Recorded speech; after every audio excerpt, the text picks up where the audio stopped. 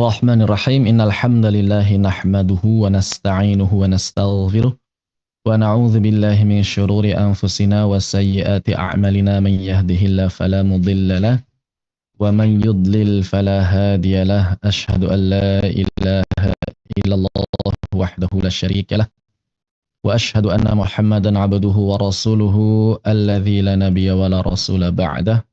Allahumma anfa'na bima 'allamtana wa 'allimna ma yanfa'una wa zidna 'ilma. Allahumma nawwir qulubana binuri hidayatika kama nawartal arda binuri syamsika abadan abada birahmatika ya arhamar rahimin amin. Alhamdulillah, puji dan syukur kehadirat Allah Subhanahu wa taala yang mengumpulkan kita dalam majlis penuh barakah ini.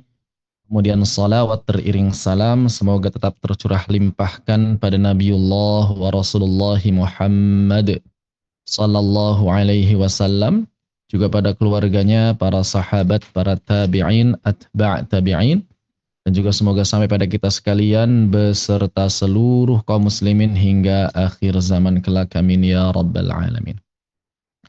Insyaallah kita akan masuk pada bab yang kedua dalam pembelajaran ilmu ulumul Quran.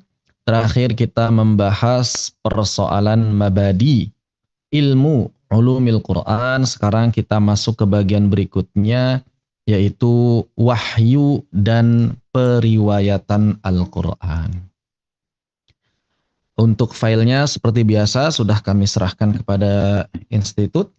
Jadi nanti mungkin bisa langsung mengomunikasikannya dengan pihak-pihak yang berwenang ya, begitu. Baik, kita di sini akan membicarakan persoalan wahyu dan periwayatan Al-Qur'an karena memang kita fokus pembahasan dalam ilmu ulumil Qur'an adalah Al-Qur'an.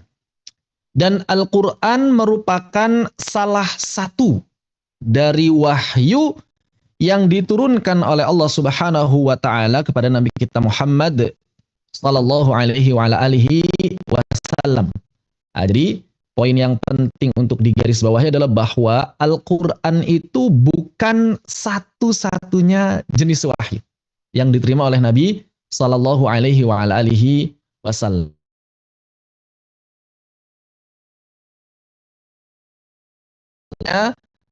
Yang dimaksud dengan wahyu, ini kelihatan ya, sudah terlihat PowerPoint-nya?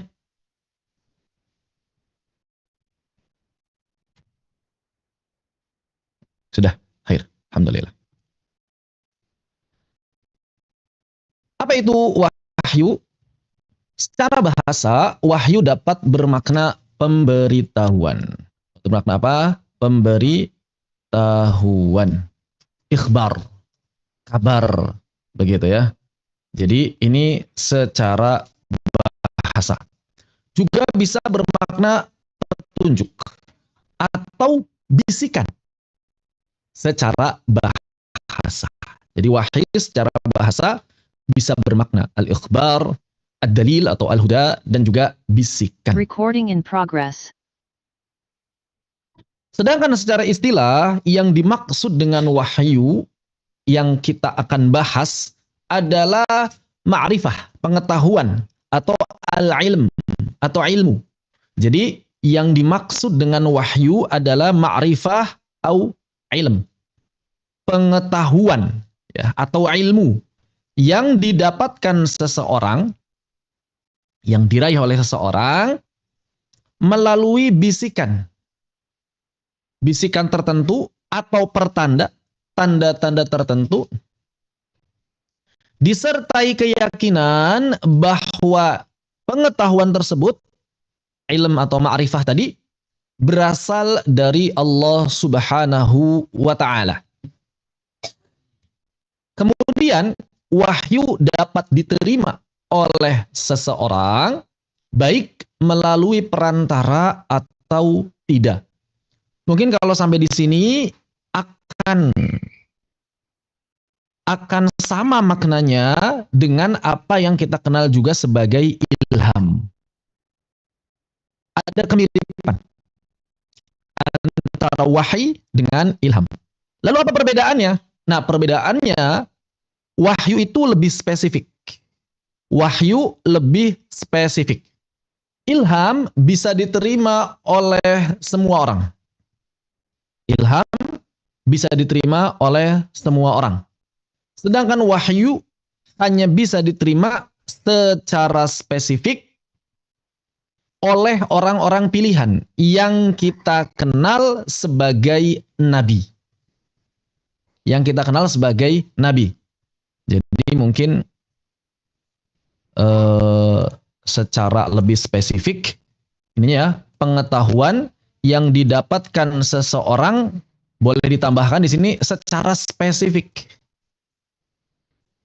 Maksudnya secara spesifik itu siapa? Khusus kepada nabi. Khusus kepada nabi.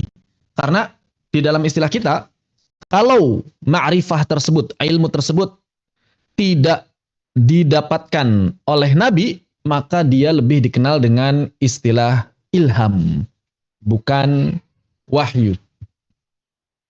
Di sini perbedaannya. Makanya misalnya seperti ketika kita berbicara mengenai peristiwa Maryam. Menurut kebanyakan ulama, apa yang diterima oleh Maryam, bisikan yang diterima oleh Maryam, yang biasanya melalui perantara malaikat Jibril, baik itu malaikat Jibrilnya menampakkan diri dalam sosok laki-laki, atau tidak menampakkan diri, maka menurut kebanyakan ulama dia bukan wahyu. Dia ilham. Kenapa? Karena menurut kebanyakan ulama, Maryam itu bukan nabi. Menurut kebanyakan ulama, Maryam itu bukan, Maryam alaihissalam itu bukan nabi. Akan tetapi ada sebagian kecil ulama yang berpendapat bahwa itu wahyu secara istilah. Sehingga kesimpulannya mereka berpendapat bahwa Maryam alaihissalam juga termasuk seorang nabi walaupun bukan rasul. Termasuk seorang nabi walaupun bukan rasul, karena tidak membawa syariat baru pada saat itu. Syariat barunya ketika Nabi Isa menjadi seorang nabi dan rasul. Jadi status Maryam alaihissalam ini diperselisihkan oleh para ulama karena kebanyakan ulama menilai bahwa nabi itu harus seorang laki-laki. Dzukuran, ya, harus seorang laki-laki. Adapun sebagian kecil ulama tidak membatasi dia laki-laki atau perempuan, sehingga Maryam bisa dimasukkan ke dalam barisan para nabi yang jumlah totalnya itu 124.000. Jumlah total nabi 124.000. Kemudian yang menjadi rasul, yang membawa syariat baru dari 124.000 itu adalah 300 lebih 13 atau 14 atau 15. 300-an. 300 belasan rasul. Dari 124.000 nabi, kemudian rasul di antara mereka ada 300 belasan, dan dari 300 belasan ini yang disebutkan secara tekstual di dalam Al-Quran, ya, secara eksplisit bahwa mereka adalah seorang nabi dan rasul, ada 25 nama. Dan di antara 25 nama itu ada 5 ulul azmi yang biasanya disingkat mimin atau nimim, ya, mimin, Nabi Muhammad, Isa, Musa, Ibrahim dan Nuh. Ini 5 ulul azmi, dan dari kelima ulul azmi itu maka sayyidnya para anbiya adalah Nabi kita Muhammad sallallahu alaihi wa alihi wasallam, sekaligus khataman nabiyyin, sekaligus penutup para nabi. Begitu. Ini adalah permasalahan wahyu. Kalau ada yang tanyakan langsung diketik aja ya, nggak apa-apa. Nanti kita baca insya Allah. Berikutnya adalah permasalahan turunnya wahyu. Bagaimana wahyu itu turun? Maka menurut para ulama di dalam kitab-kitab ulumul Quran dijelaskan bahwa wahyu itu turun kepada nabi, baik Nabi Muhammad ataupun nabi-nabi yang lain, itu dengan beberapa cara. Ada wahyu yang disampaikan oleh Allah Subhanahu wa taala kepada rasulnya, kadang tanpa melalui perantara, langsung.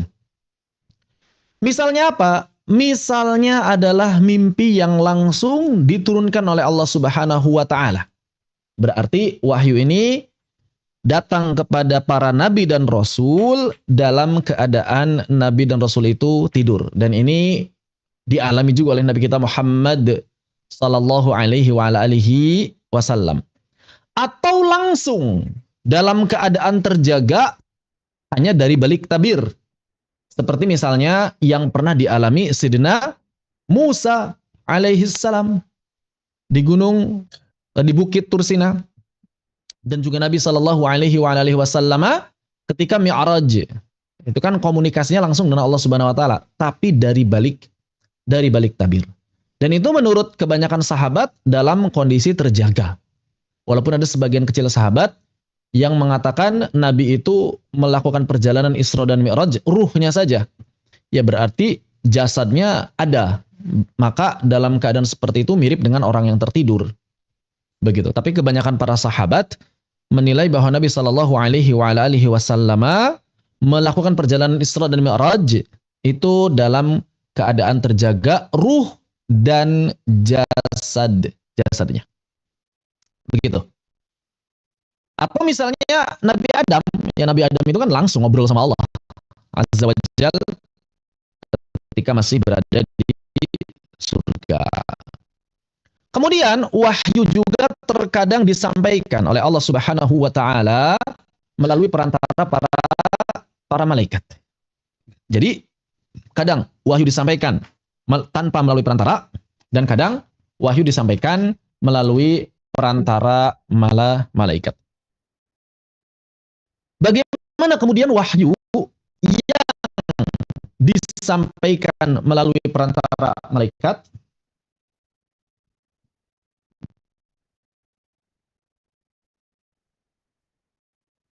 Maka Nabi Shallallahu Alaihi Wasallam dalam beberapa riwayat menyebutkan kadang wahyu datang seperti lonceng yang keras dan ini merupakan wahyu yang menurut beliau dinilai sebagai wahyu yang sangat berat. Bahkan sebagian ulama ada yang menafsirkan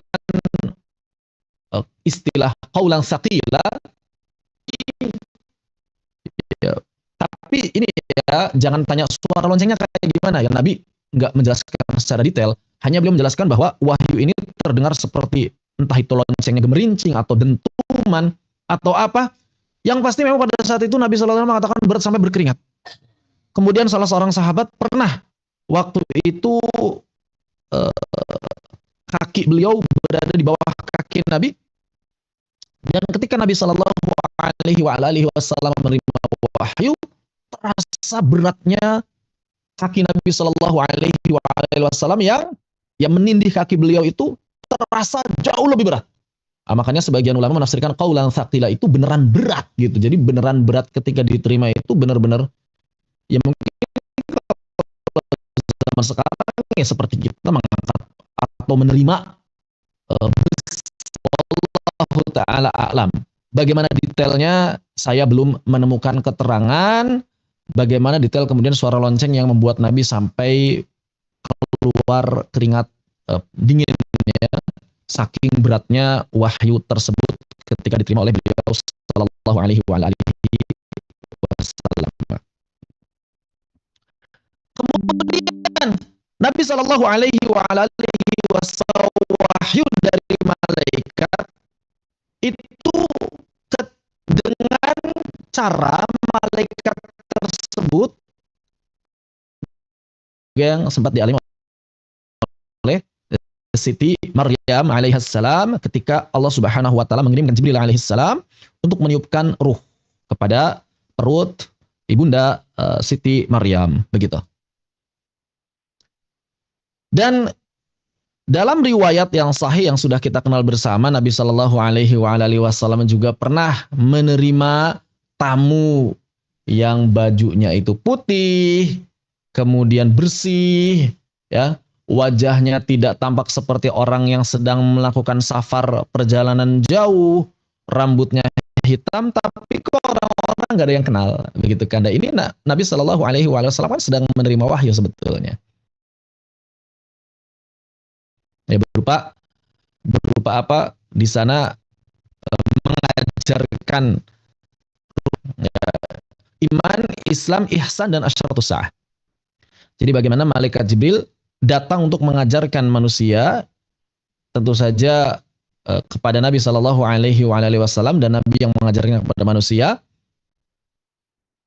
Dengan cara apa? Dengan cara mendatangi Nabi Shallallahu Alaihi Wasallam dalam rupa manusia, dan itu beberapa kali, bukan hanya saat itu saja. Bahkan para ahli sejarah menyebutkan bahwa beberapa kali malaikat turun kepada Nabi Shallallahu Alaihi Wasallam itu dengan menyerupai sosok salah seorang sahabat. Sosok salah seorang sahabat yang dikenal dengan ketampanannya. Yang dikenal dengan ketampanannya itu Dihyah Al-Kalbi. Dihyah Al-Kalbi, ini ada kisah menarik ketika dulu saya kuliah di Ma'had Al-Imarat. Salah seorang wadhab, ya, salah seorang staf di Ma'had Al-Imarat itu ada yang memang sudah menjadi penerjemah bahasa Arab ke dalam bahasa Indonesia sekaligus editor. Dalam satu kesempatan beliau diberikan amanah oleh penerbit untuk mengedit terjemahan. Ya, terjemahannya buku Islam tentu saja karena dari bahasa Arab juga. Nah, kemudian yang menarik adalah bahwa di sana beliau menemukan kalimat yang menurut beliau itu ini kayaknya nggak benar. Kenapa? Karena di sana ternyata ada terjemahan bahwa sudah jadi terjemahan itu begini. Terkadang malaikat datang menemui Nabi Shallallahu Alaihi Wasallam dengan bentuk anjing. Dalam apa? Dalam rupa anjing. Nah, beliau sebagai penerjemah yang sudah banyak menerjemahkan sekaligus mengedit buku, kaget. Dan ini kayaknya nggak benar. Akhirnya beliau pun meminta naskah kitab aslinya. Ini yakin terjemahannya begini katanya. Ya. Kemudian beliau meminta meminta naskah aslinya yang dijadikan bahan terjemahan, dan ternyata subhanallah, ternyata di sana teks aslinya itu bukan seperti itu. Tapi teks aslinya itu menyebut nama salah seorang sahabat ridwanullah alaihi majma'in yang namanya Dihyah Al-Kalbi. Inilah pentingnya memahami thaqafah, ya, memiliki thaqafah. Jadi kalau cuma modal bahasa Arab doang, kemudian menerjemahkan tapi nggak paham thaqafah, akhirnya begitu. Dihyah Al-Kalbi diterjemahkan apa? Diterjemahkan seekor anjing. Nah, ini harus dijadikan perhatian. Nanti ketika kita misalnya ada tugas menerjemahkan atau menukil dalam skripsi atau tesis, jangan sampai keliru dalam menerjemahkan teks-teks asli yang bersumber dari bahasa Arab, Dihyah Al-Kalbi, menjadi seekor anjing. Wal'iyadzubillah. Dulu juga sempat ada Bintu Labun. Bintu Labun itu nama hewan, unta. Dalam bab zakat biasanya. Terus kemudian diterjemahkannya ya anak perempuannya Labun. Bahkan sebagian pentaklik, tahu pentaklik ya, komentator kitab yang suka ada catatan kaki di bawah itu keliru. Saya tidak mengetahui siapa Bintu Labun yang dimaksud di sini. Ini pentingnya memahami thaqafah, memiliki thaqafah. Bukan hanya memahami kaidah bahasa Arab, namun juga memiliki thaqafah terhadap ilmu yang akan diterjemahkan atau diberikan ta'liq. Nah, begitu. Jadi Jibril datang dalam rupa manusia, yang paling sering itu adalah dalam rupa Dihyah Al-Kalbi, karena beliau merupakan salah seorang sahabat yang dinilai memiliki wajah yang rupawan, wajah yang tampan, begitu, gagah. Allah Ta'ala alam. Ini adalah wahyu yang terkadang disampaikan kepada para nabi, ya, khususnya tadi secara spesifik kita bicarakan wahyu yang datang kepada Nabi kita Muhammad Sallallahu Alaihi Wasallam, bahwa Nabi ternyata mengabarkan pada kita salah seorang sahabat sering dijadikan wajahnya sering dijadikan sebagai penyerupaan oleh malaikat Jibril alaihissalam. Juga ketika tadi Sidati Maryam menerima wahyu yang akan ditiupkan ruhnya, mungkin lebih tepatnya bukan wahyu ya, tapi ilham, mengikuti pendapat kebanyakan ulama, maka datang dalam rupa manusia. Begitu. Adapun wahyu yang pertama kali diterima oleh Nabi Shallallahu Alaihi Wasallam adalah ar-ru'ya as-sadiqah, mimpi yang benar. An Urwah bin Zubair an Aisyah radhiyallahu anha annaha qalat awwalu ma budi'a bihi Rasulullah sallallahu alaihi wasallam minal wahyi ar-ru'ya as-sadiqah. Diriwayatkan dari Urwah bin Zubair dari Aisyah radhiyallahu anha. Nah, ini salah satu poin yang juga penting bagi kita untuk memahami. Harus memiliki thaqafah tentang silsilah para sahabat. Dalam beberapa riwayat disebutkan bahwa Urwah, ini kan seorang sahabat sighar, sahabat kecil, adiknya Abdullah bin Zubair. Urwah ini sering sekali menemui Aisyah radhiyallahu anha. Bahkan dalam beberapa riwayat disebutkan bahwa Urwah selepas Nabi Shallallahu Alaihi Wasallam wafat, Urwah itu sering menjumpai Aisyah radhiyallahu anha di kamar beliau, di rumah beliau. Ya, rumahnya para istri-istri Nabi kan mirip kamar ya, berukuran 4x4 saja, atau 4x5 atau 4x4,5 menurut para ulama, ya sekitar segitu, kecil sekali. Sudah gitu di samping, di bagian dekat pintu rumahnya ada makamnya Nabi Shallallahu Alaihi Wasallam. Juga kemudian ada makamnya Sidna Abu Bakar Siddiq radhiyallahu anhu dan ada makamnya Sidna Umar bin Al-Khattab radhiyallahu anhu.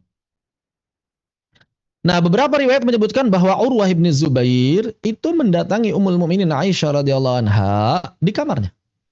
Pertanyaannya, kok bisa Urwah bin Zubair menjumpai Ummul Mukminin Aisyah radhiyallahu anha di rumah beliau?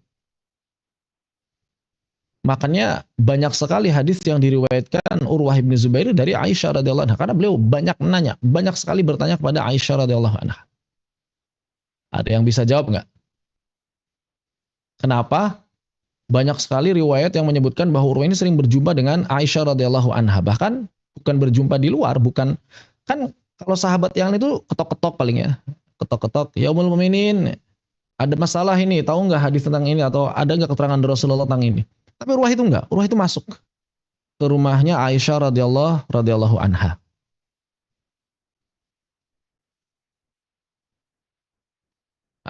Suara saya putus-putus, tes. Suara saya putus-putus, yang lain juga bagaimana? Semuanya putus-putus atau hanya putus-putus di sebagian orang? Kalau putus-putusnya di sebagian orang, maka ini biasanya kendala bukan dari kami, ya, tapi dari sana, gitu. Tapi kalau misalnya yang lain jelas, berarti alhamdulillah. Maka berarti apa nih? Dari siapa tadi? Ustadzah Mami Marlina. Sepertinya kendala bukan dari kami, jadi mohon silakan dicek di sana, ya. Ahsan. Dari Ustadzah Nasrullah. Ya, betul.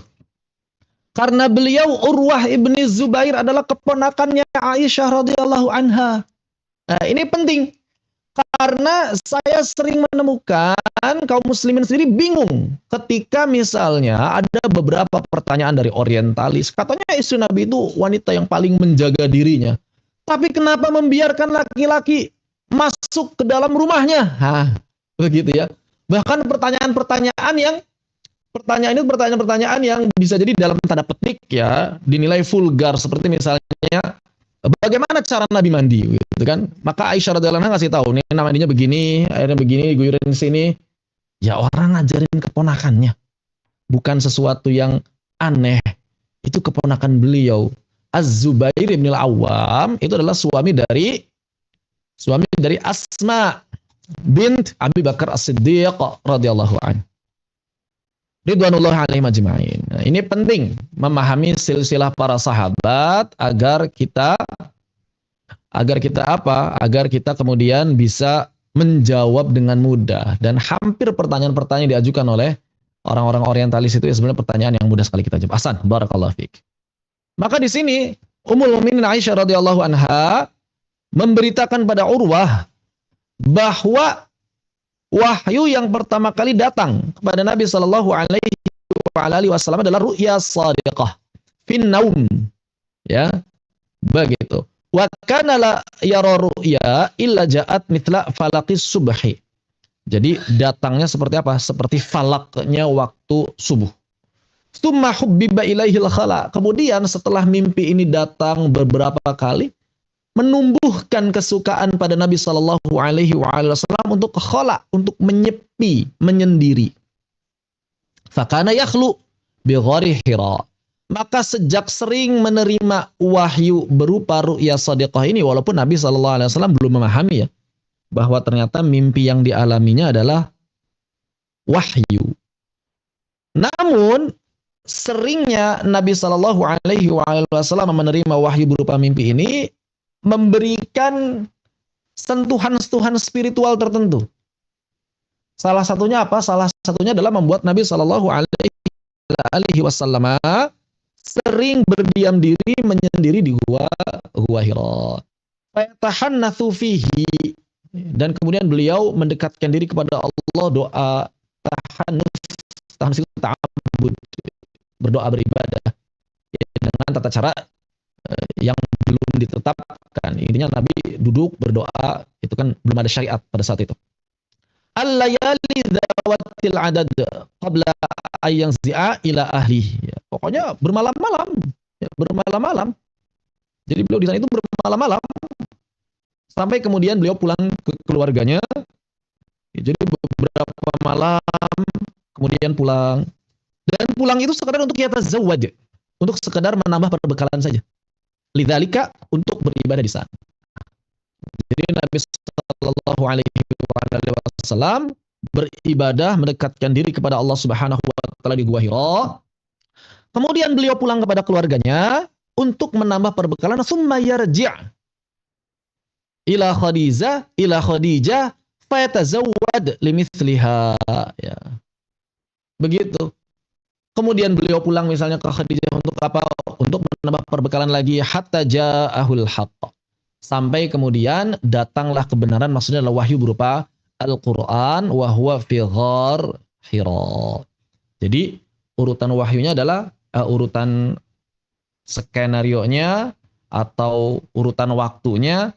Yang pertama Nabi sallallahu alaihi wasallam menerima mimpi, menerima wahyu berupa mimpi. Kemudian setelah itu Nabi sallallahu alaihi wasallam senang untuk tahannus, menyendiri, mendekatkan diri pada Allah Subhanahu wa taala. Mungkin kalau bahasa orang zaman dulu, bertapa, ya, ini bahasa orang zaman dulu, bertapa.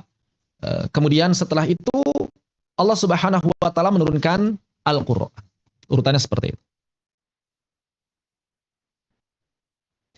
Maka Al-Quran pun turun kepada beliau sallallahu alaihi wasallam, dan beliau ketika pada saat itu berada di Gua Hira. Namun sebelum kita membahas persoalan turunnya Al-Quran kepada Nabi sallallahu alaihi wasallam, ada permasalahan yang penting untuk kita pahami terlebih dahulu. Bahwa menurut para ulama, sebagaimana keterangan dari para sahabat, bahwa Al-Quran itu diturunkan 2 kali. Al-Quran itu diturunkan 2 kali. Turunnya Al-Quran untuk pertama kali adalah lengkap 30 juz 114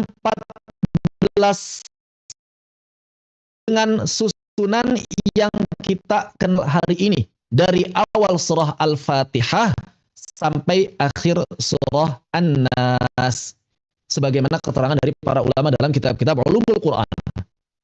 Dan saya belum menemukan adanya pendapat yang signifikan memiliki perbedaan dalam persoalan ini. Wallahu a'lam bishawab. Keterangan yang saya dapatkan sama dari para ulama bahwa demikianlah Al-Quran pertama kali turun dari mana? Dari Lauhul Mahfuz ke Baitul Izzah di langit dunia.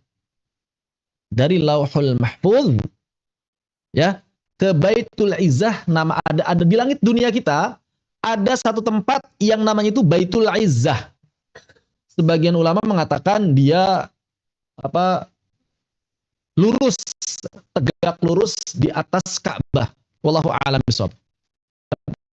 Keterangan biasi untuk hal ini, keterangan kila katanya begitu ya. Katanya Baitul Izzah itu tepat di atas Ka'bah. Jadi kalau kita tarik garis lurus di atas Ka'bah, kemudian ya di sanalah Sidratul Muntaha istilahnya. Ujungnya jagat raya. Ujungnya jagat raya. Wallahu a'lam bissawab. Itu min babit tanbih wal istiqnas saja gitu ya. Sebagai tambahan informasi yang belum bisa dijadikan dalil begitu. Wallahu a'lam bissawab.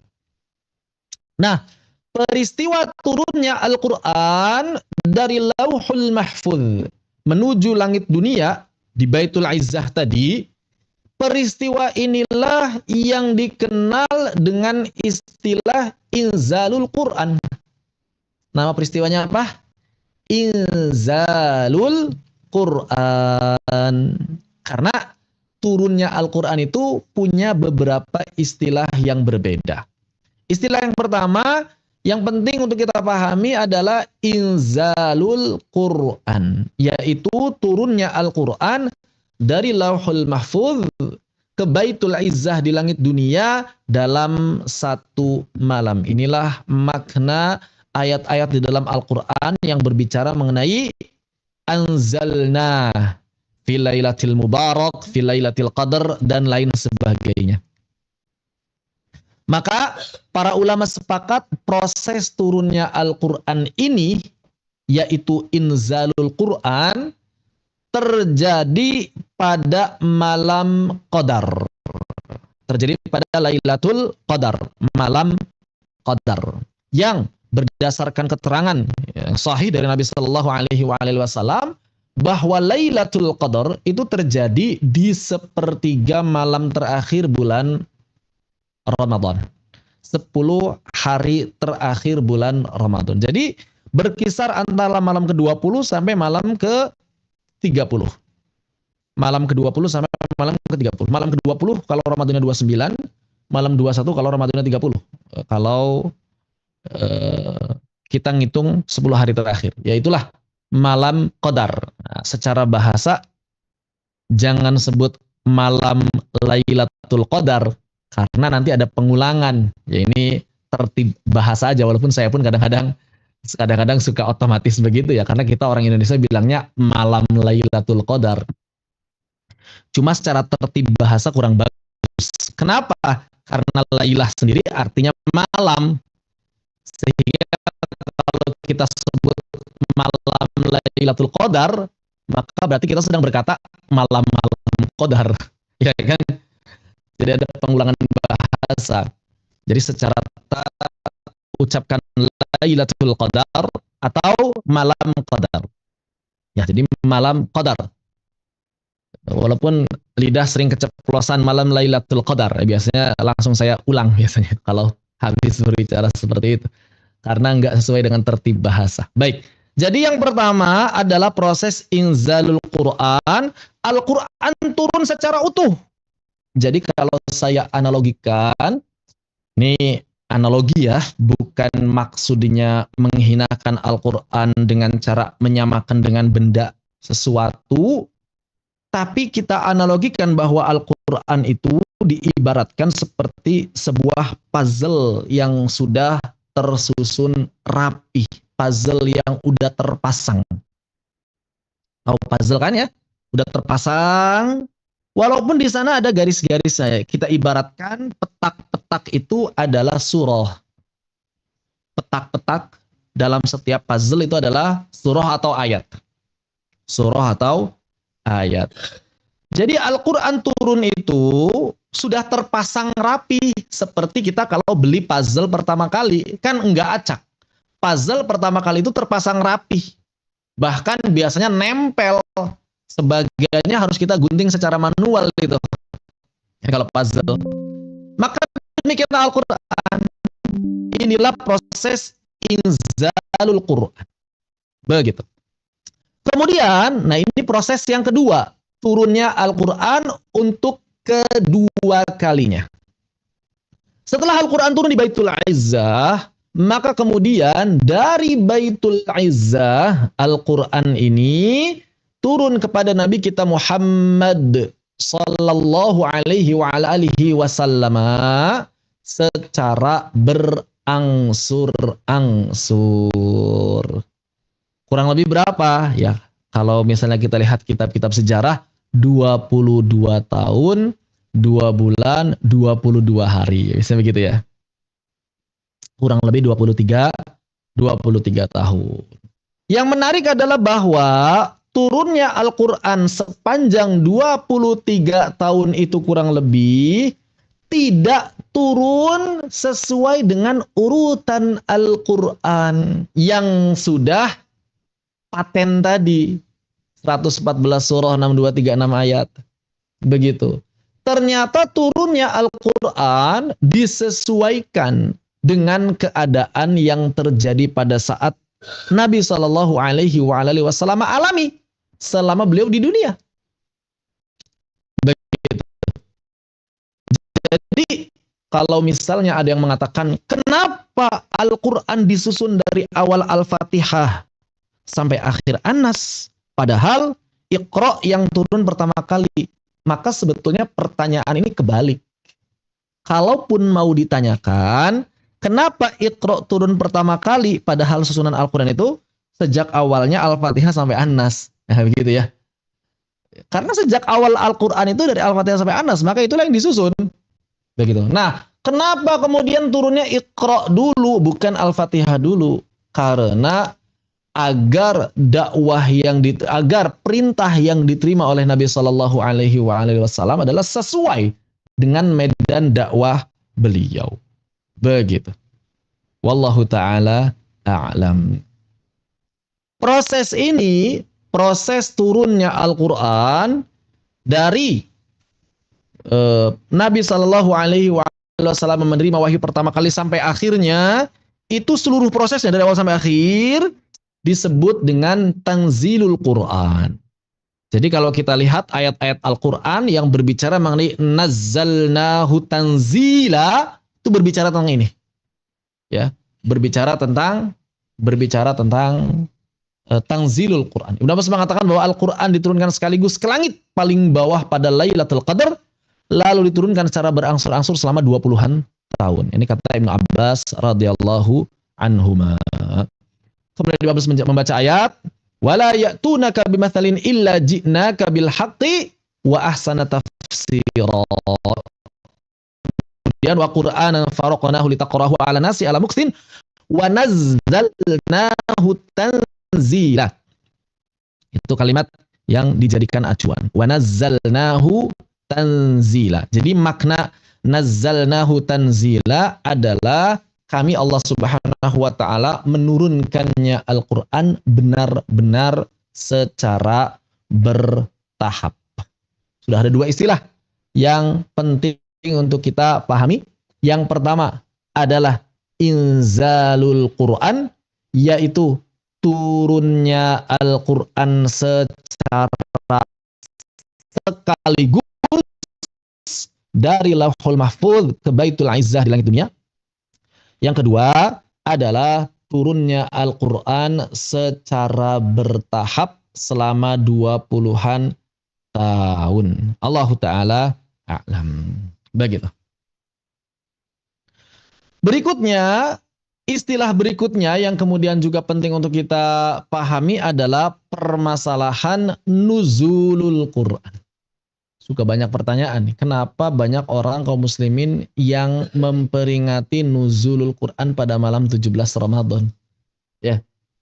Maka ternyata dalam proses tanzilul Quran, maka Al-Quran pertama kali diterima oleh Nabi Sallallahu Alaihi Wasallam itu ternyata terjadi pada malam 17 Ramadan menurut pendapat yang masyhur. Ya di sini ada beberapa pendapat.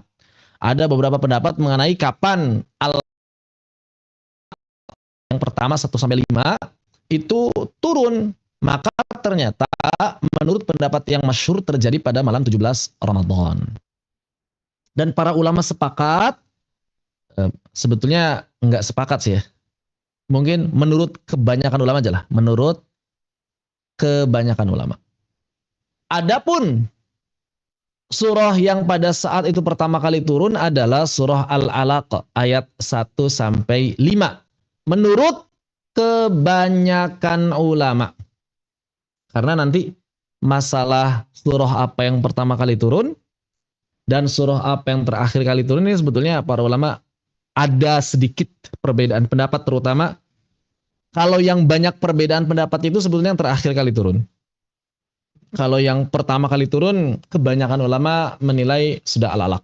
Tapi ada sebagian kecil ulama berpendapat tidak seperti itu. Nah, peristiwa turunnya Al-Quran untuk pertama kali ini disebut dengan nuzulul Quran. Dipaham ya?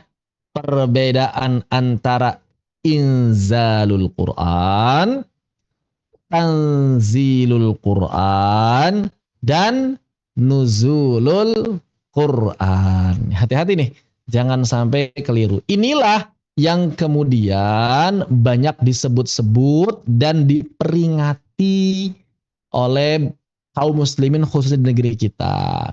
Di sini ada riwayat dari Ibnu Katsir.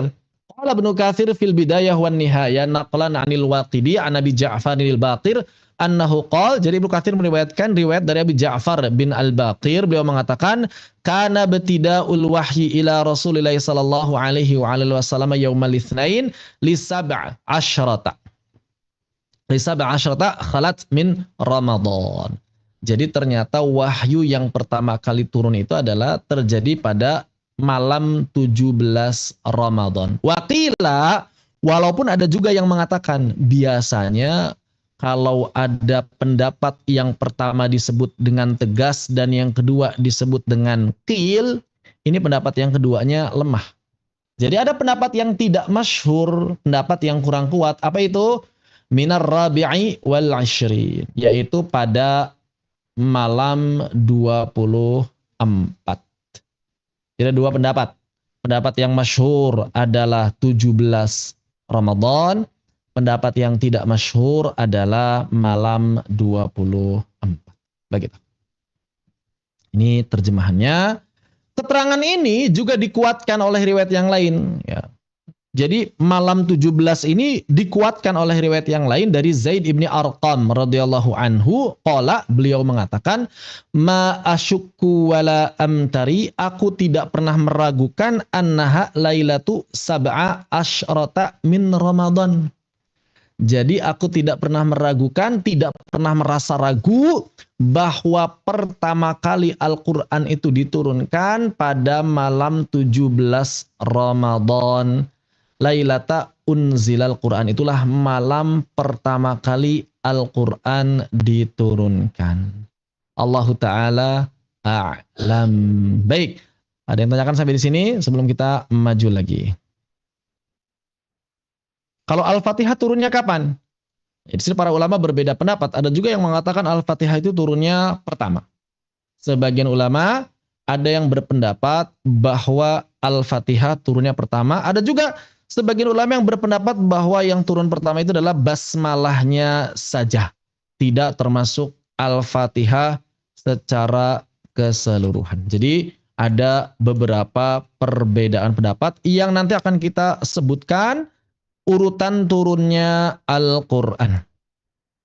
Begitu. Wallahu a'lam. Nanti insya Allah akan kita sebutkan.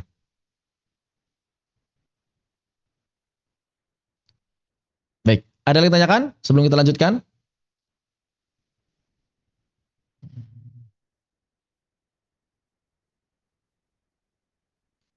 Baik.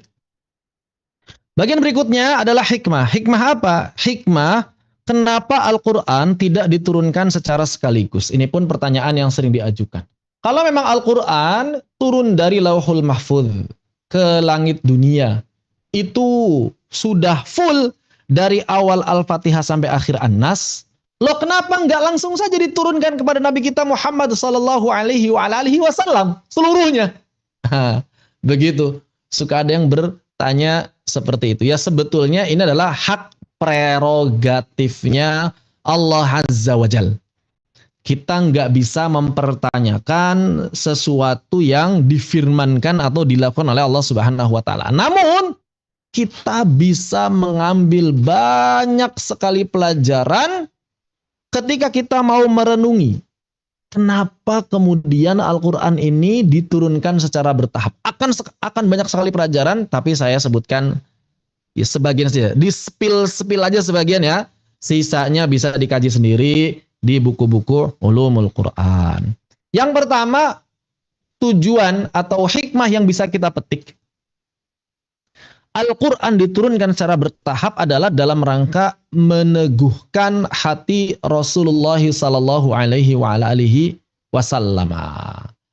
Makanya beberapa ayat yang turun itu benar-benar menghibur Nabi Sallallahu Alaihi Wasallam.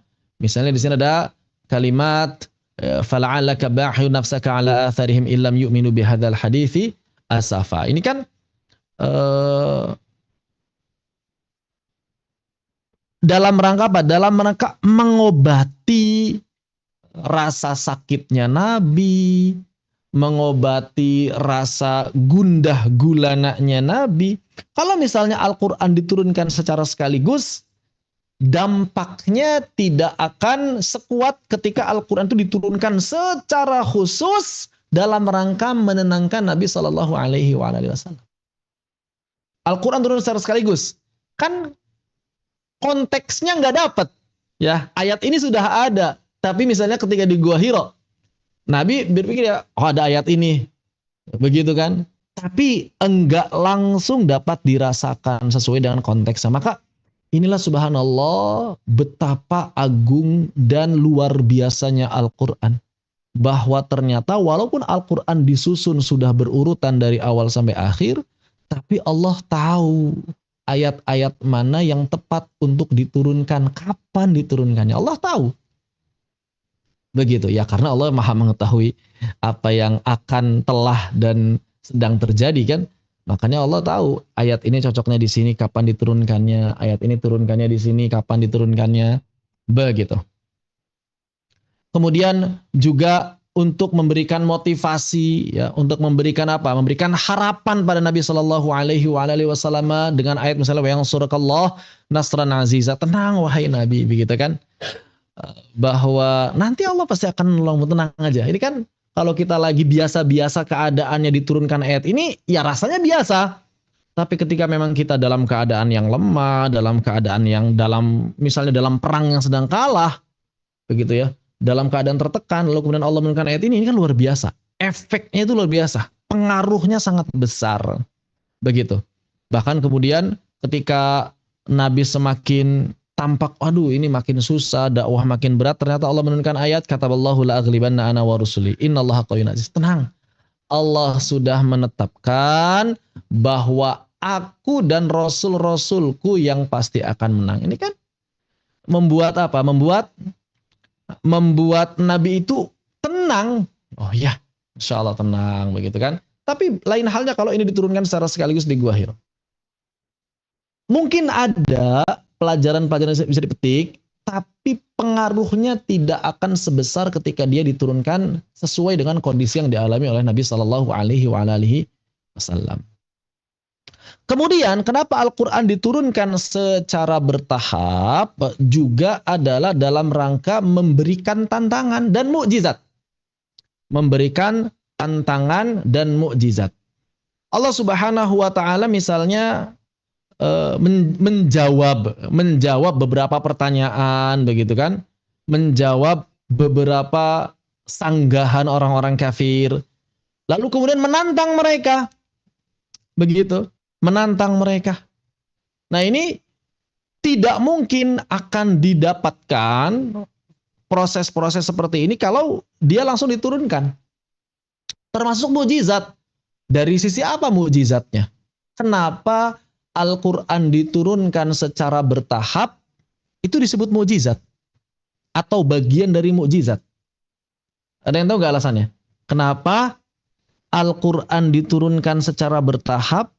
Itu kok bisa disebut bagian dari mukjizat yang akan mengalahkan makarnya orang-orang kafir, yang akan mengalahkan makarnya orang-orang yang tidak menyukai Islam.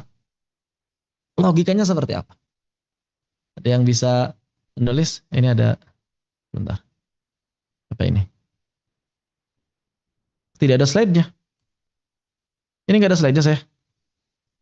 Tes. Ini masih share screen ini saya. Slide-nya masih tampak nggak?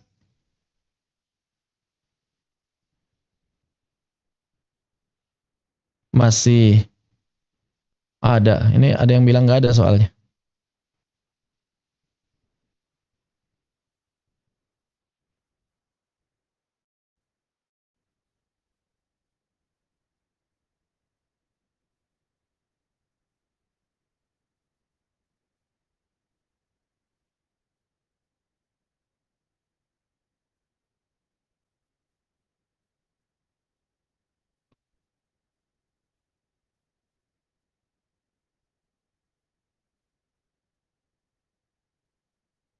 Ada. Oh, berarti itu ada masalah dari sana berarti ya. Begitu.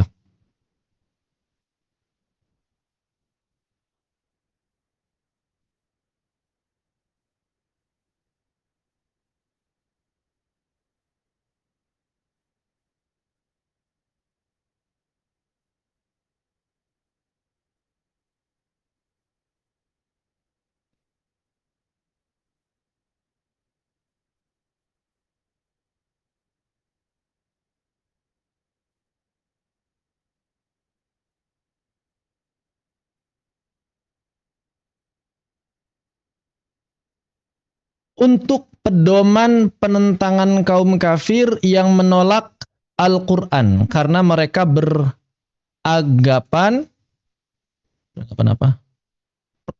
Beranggapan Al-Quran buatan Nabi dengan Allah. Nah itu. Jadi kenapa kemudian turunnya Al-Quran itu secara bertahap dinilai sebagai mukjizat?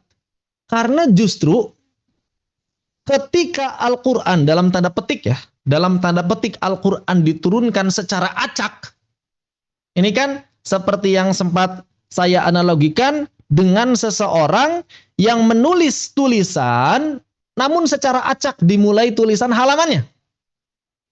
Ada yang apa? Ada yang, bukan ada yang apa. Dia pertama kali misalnya menulis halaman, dia rencana saya akan menulis buku dengan 100 halaman. Misalnya begitu kan? Kemudian dia mengatakan, sekarang saya akan menulis buku halaman 10 terlebih dahulu. Nah, begitu ya. Halaman 10 dulu. Nah, ini kan tidak akan masuk akal kalau ada orang yang bisa melakukannya seperti itu. Halaman 10 dulu.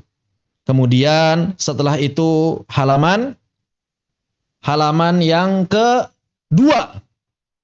Setelah itu halaman yang ke-7. Setelah itu halaman yang ke-99. Setelah itu halaman yang kesekian, halaman yang kesekian, halaman yang kesekian. Nah, ketika kemudian hal ini bisa dipelajari oleh orang-orang yang ingin menentang Al-Quran, maka mereka justru makin menemukan keajaiban Al-Quran. Dan tidak mungkin Al-Quran disusun oleh manusia kalau dalam turunnya itu dalam tanda petik acak, namun ternyata berhasil disusun dengan sangat sempurna dari awal Al-Fatihah sampai akhir An-Nas. Kalau manusia yang melakukannya, ya jelas tidak mungkin. Makanya oleh karena itulah Al-Quran diturunkannya secara berangsur-angsur. Begitu. Wallahu a'lam bissawab.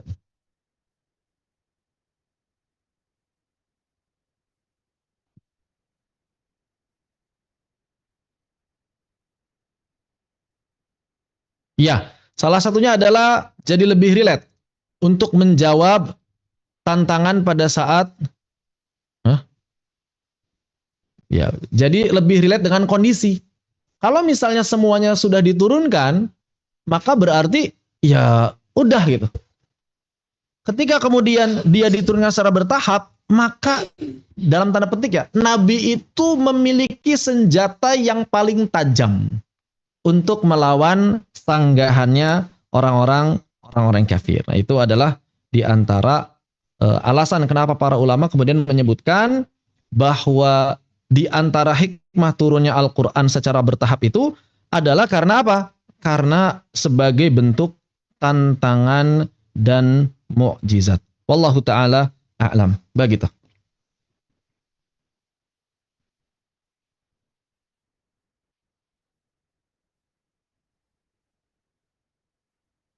Kemudian berkaitan dengan Yaumul Furqan, ini bukan Al-Qur'an secara umum, ya, bukan Al-Qur'an secara umum.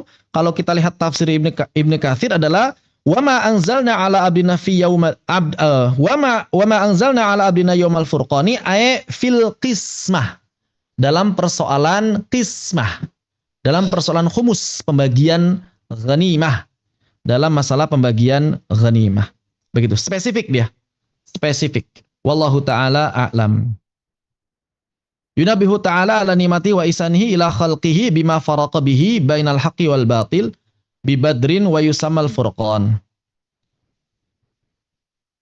Yaumal furqan betul, yauma badr. Adapun kemudian makna wama anzalna ala abdina yaumal furqan adalah fil qismah, dalam persoalan qismah saja. Ya, begitu. Jadi dalam persoalan qismah, ya dia turun seperti itu. Demikian. Wallahu taala a'lam. Jadi dapat ditarik kesimpulan berkaitan dengan masalah berkaitan dengan anzala di dalam kitab di dalam ayat Al-Anfal 41 itu, anzalna ala abdina yaumal furqan, itu adalah dalam masalah qismah. Makanya menggunakan anzala. Ya, karena persoalannya sudah langsung diturunkan pada saat itu sekaligus. Wallahu taala a'lam.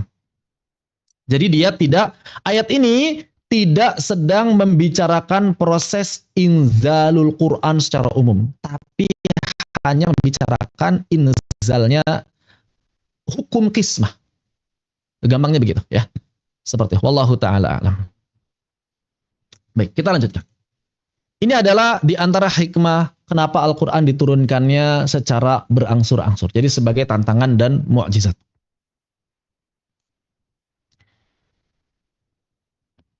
Juga agar Al-Quran itu mudah dihafal dan difahami.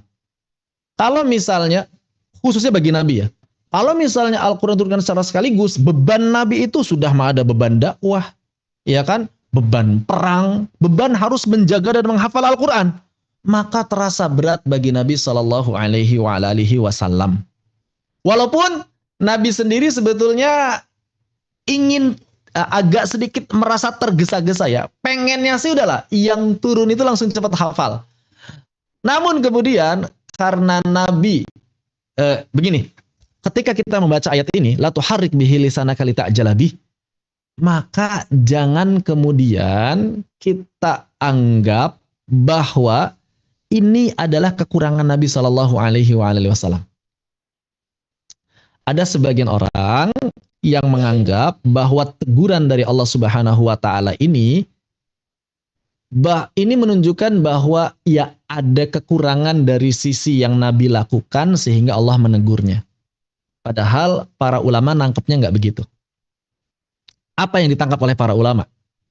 Coba, saya mau nanya dulu nih. Ketika kita membaca ayat la tuharrik bihi lisanaka lita'jala bih, apa yang ada di benak kita?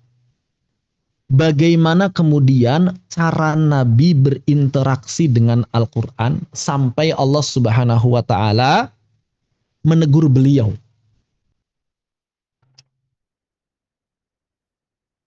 Tapi tadi saya ada clue-nya. Jangan nilai sebagai sesuatu yang negatif. Tapi ini benar-benar sesuatu yang positif. Nah pertanyaannya, sesuatu yang positifnya itu apa? Kok sesuatu yang positif tapi ditegur? Sisi positifnya di mana begitu? Sampai Allah Subhanahu wa taala menegur Nabi sallallahu alaihi wa alihi wasallam, la tuharrik bihi lisanaka lita jalabi.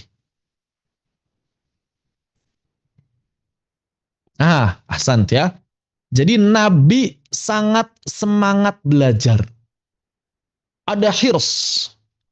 Hirs itu kalau diterjemahkan itu apa namanya?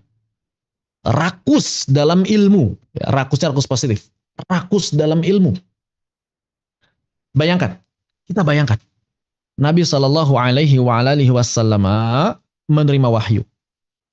Dan tadi sudah disampaikan bahwa yang namanya Al-Quran itu sudah tersusun dari awal Al-Fatihah sampai akhir An-Nas.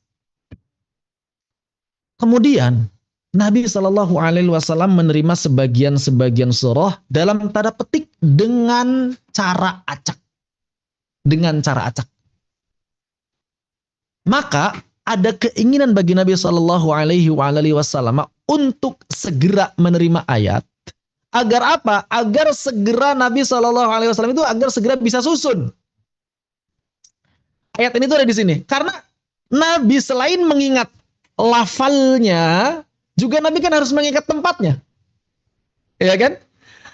Jadi ketika Nabi menerima ayat, selain Nabi Shallallahu Alaihi Wasallam harus menerima lafal demi lafalnya, huruf demi hurufnya, maka Nabi juga harus mengingat letaknya ada di mana. Makanya Nabi ada semangat rakus yang positif untuk udah cepat, ini di sini, nanti ini di sini, nanti ini di sini, nanti ini di sini. Bayangkan. Makanya ya Nabi itu orang yang sangat cerdas, luar biasa gitu ya. Karena kalau nggak cerdas ya nggak mungkin. Nggak mungkin kemudian ketika menerima wahyu itu bisa menghafal lafaz sekaligus tempatnya, ya kan? Nabi bisa ternyata. Ya itu jelas atas izin dari Allah Subhanahu wa taala, qadarullah. Nah, ketika Nabi Shallallahu Alaihi Wasallam merasa begitu semangat untuk mendapatkan ilmu, ya segera langsung. Jadi malaikat Jibril baca, Nabi langsung baca. Makanya ya kemudian ditegur Allah Subhanahu wa taala, tenang, selesaiin dulu ayatnya. Nah, begitu ya. Kan proses pewahyuan itu apa? Proses pewahyuan itu ditalkin ya. Sistemnya itu talqin. Malaikat Jibril alaihi salam membaca kepada Nabi Shallallahu alaihi wasallam, Nabi menyimaknya, kemudian Nabi arad, kemudian Nabi membacakan ulang untuk dikoreksi apakah sudah tepat atau belum. Nah, di sini Nabi itu pengen segera menghafal lafadznya, menghafal hurufnya, sekaligus Nabi Shallallahu alaihi wasallam langsung ingin mengingat letaknya di sini di sana. Namun ternyata kata Allah Subhanahu wa taala, jangan buru-buru. Kenapa ya? Karena tenang aja, itu urusan Allah. Tenang aja wahai Nabi, enggak usah pusing. Kenapa? Karena inna alaina jam'ahu wa Qur'an. Ya, tenang. Kami yang akan mengumpulkannya di dalam hatimu. Tenang wahai Nabi, tenang. Pasti hafal kok, tenang, pasti hafal gitu ya. Kurang lebih gitulah. Fa idza qara'nahu fattabi' Qur'ana. Tsumma inna alaina bayana. Begitu Allah taala. Baik. Ada hal yang ingin saya tanyakan di era digital. Banyak sekali bermunculan influencer yang membuat konten beragam dan spesifik tentang sejarah keagamaan. Salah satunya nuzulul Quran dengan riset yang mengandalkan internet dan tidak dikaji secara mendalam. Mereka berani membahasnya hanya demi konten pribadi dengan tambahan dalil yang ketika mereka bacakan terbata-bata bahkan salah. Apakah fenomena saat ini juga termasuk dengan jual beli agama atau ayat Quran? Bagaimana adab yang baik ketika seseorang belum paham? Mafhum itu artinya dipahami. Belum paham ya, gimana? Gak tahu itu. Itu tulisannya apa tulisannya? Dan bagaimana adab yang baik ketika seorang belum paham membahas ilmu yang belum dikuasai, khususnya Al-Quran atau agama. Yang pertama, saya justru ingin jawab yang bagian akhirnya dulu, bahwa adab bagi seseorang yang belum paham ilmu, ilmu apapun itulah.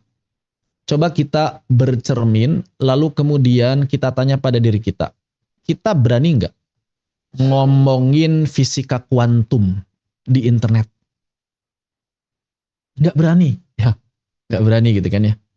Ngomongin masalah mikrobiologi di internet, oh nggak berani karena nggak paham. Ya udah, kalau gitu coba omongin bahasa Spanyol di internet, nggak berani juga. Nah kenapa? Kok bisa seberani itu ngomongin agama, padahal sama-sama nggak paham? Nah itu pertanyaannya. Jadi adabnya udah jelas, orang yang tidak tahu itu diam. Adabnya adalah orang yang tidak tahu adalah diam.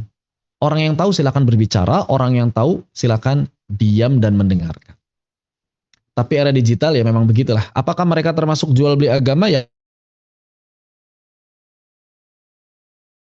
dengan dengan apa? Dengan mengedepankan urus agama, iya itu bisa masuk. Jadi salah satu tafsiran para ulama mengenai orang-orang yang menjual agama atau menjual ayat-ayat Al-Quran adalah mereka menggunakan ayat-ayat Al-Quran atau agama ini ya dengan cara yang keliru dalam rangka mencari dunia. Tapi jangan suudzon dulu kalau kita melihat, karena bisa jadi mereka hanya tidak tahu saja, ya, karena mereka tidak tahu saja. Wallahu a'lam bishawab. Untuk susunan surah, mengapa tidak makiyah terlebih dahulu? Seperti yang tadi saya sampaikan, susunan itu sudah dari sananya begitu.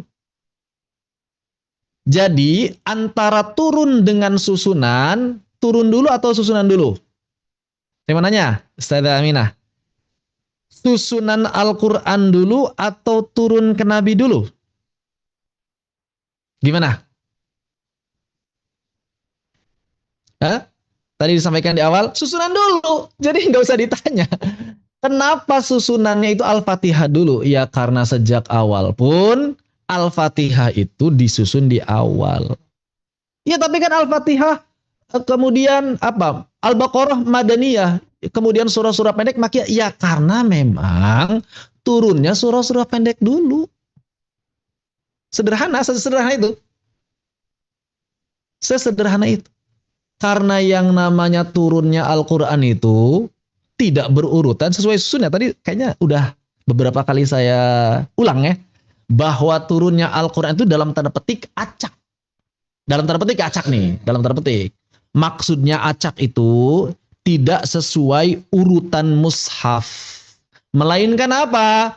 Melainkan disesuaikan dengan konteks yang terjadi, sesuatu yang dihadapi oleh Nabi, ya, kemudian juga pertanyaan yang diajukan kepada Nabi, begitu. Kalau misalnya dipaksakan, Al-Quran turunnya itu Al-Fatihah dulu, kemudian Al-Baqarah dulu, kemudian setelah itu Al-Baqarah. Padahal Al-Baqarah isinya apa? Al-Baqarah isinya adalah tentang ahkam, tentang hukum.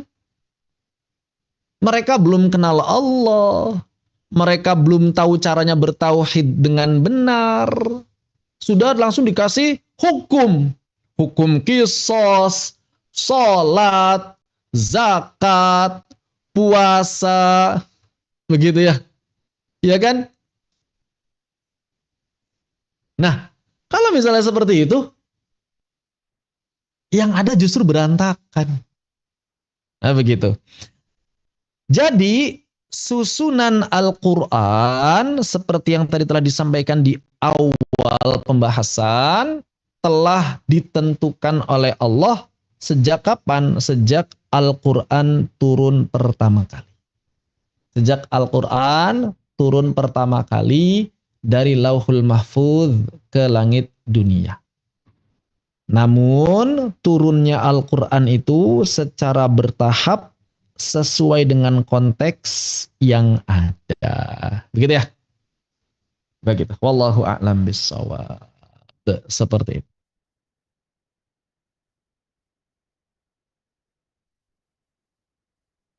Demikian.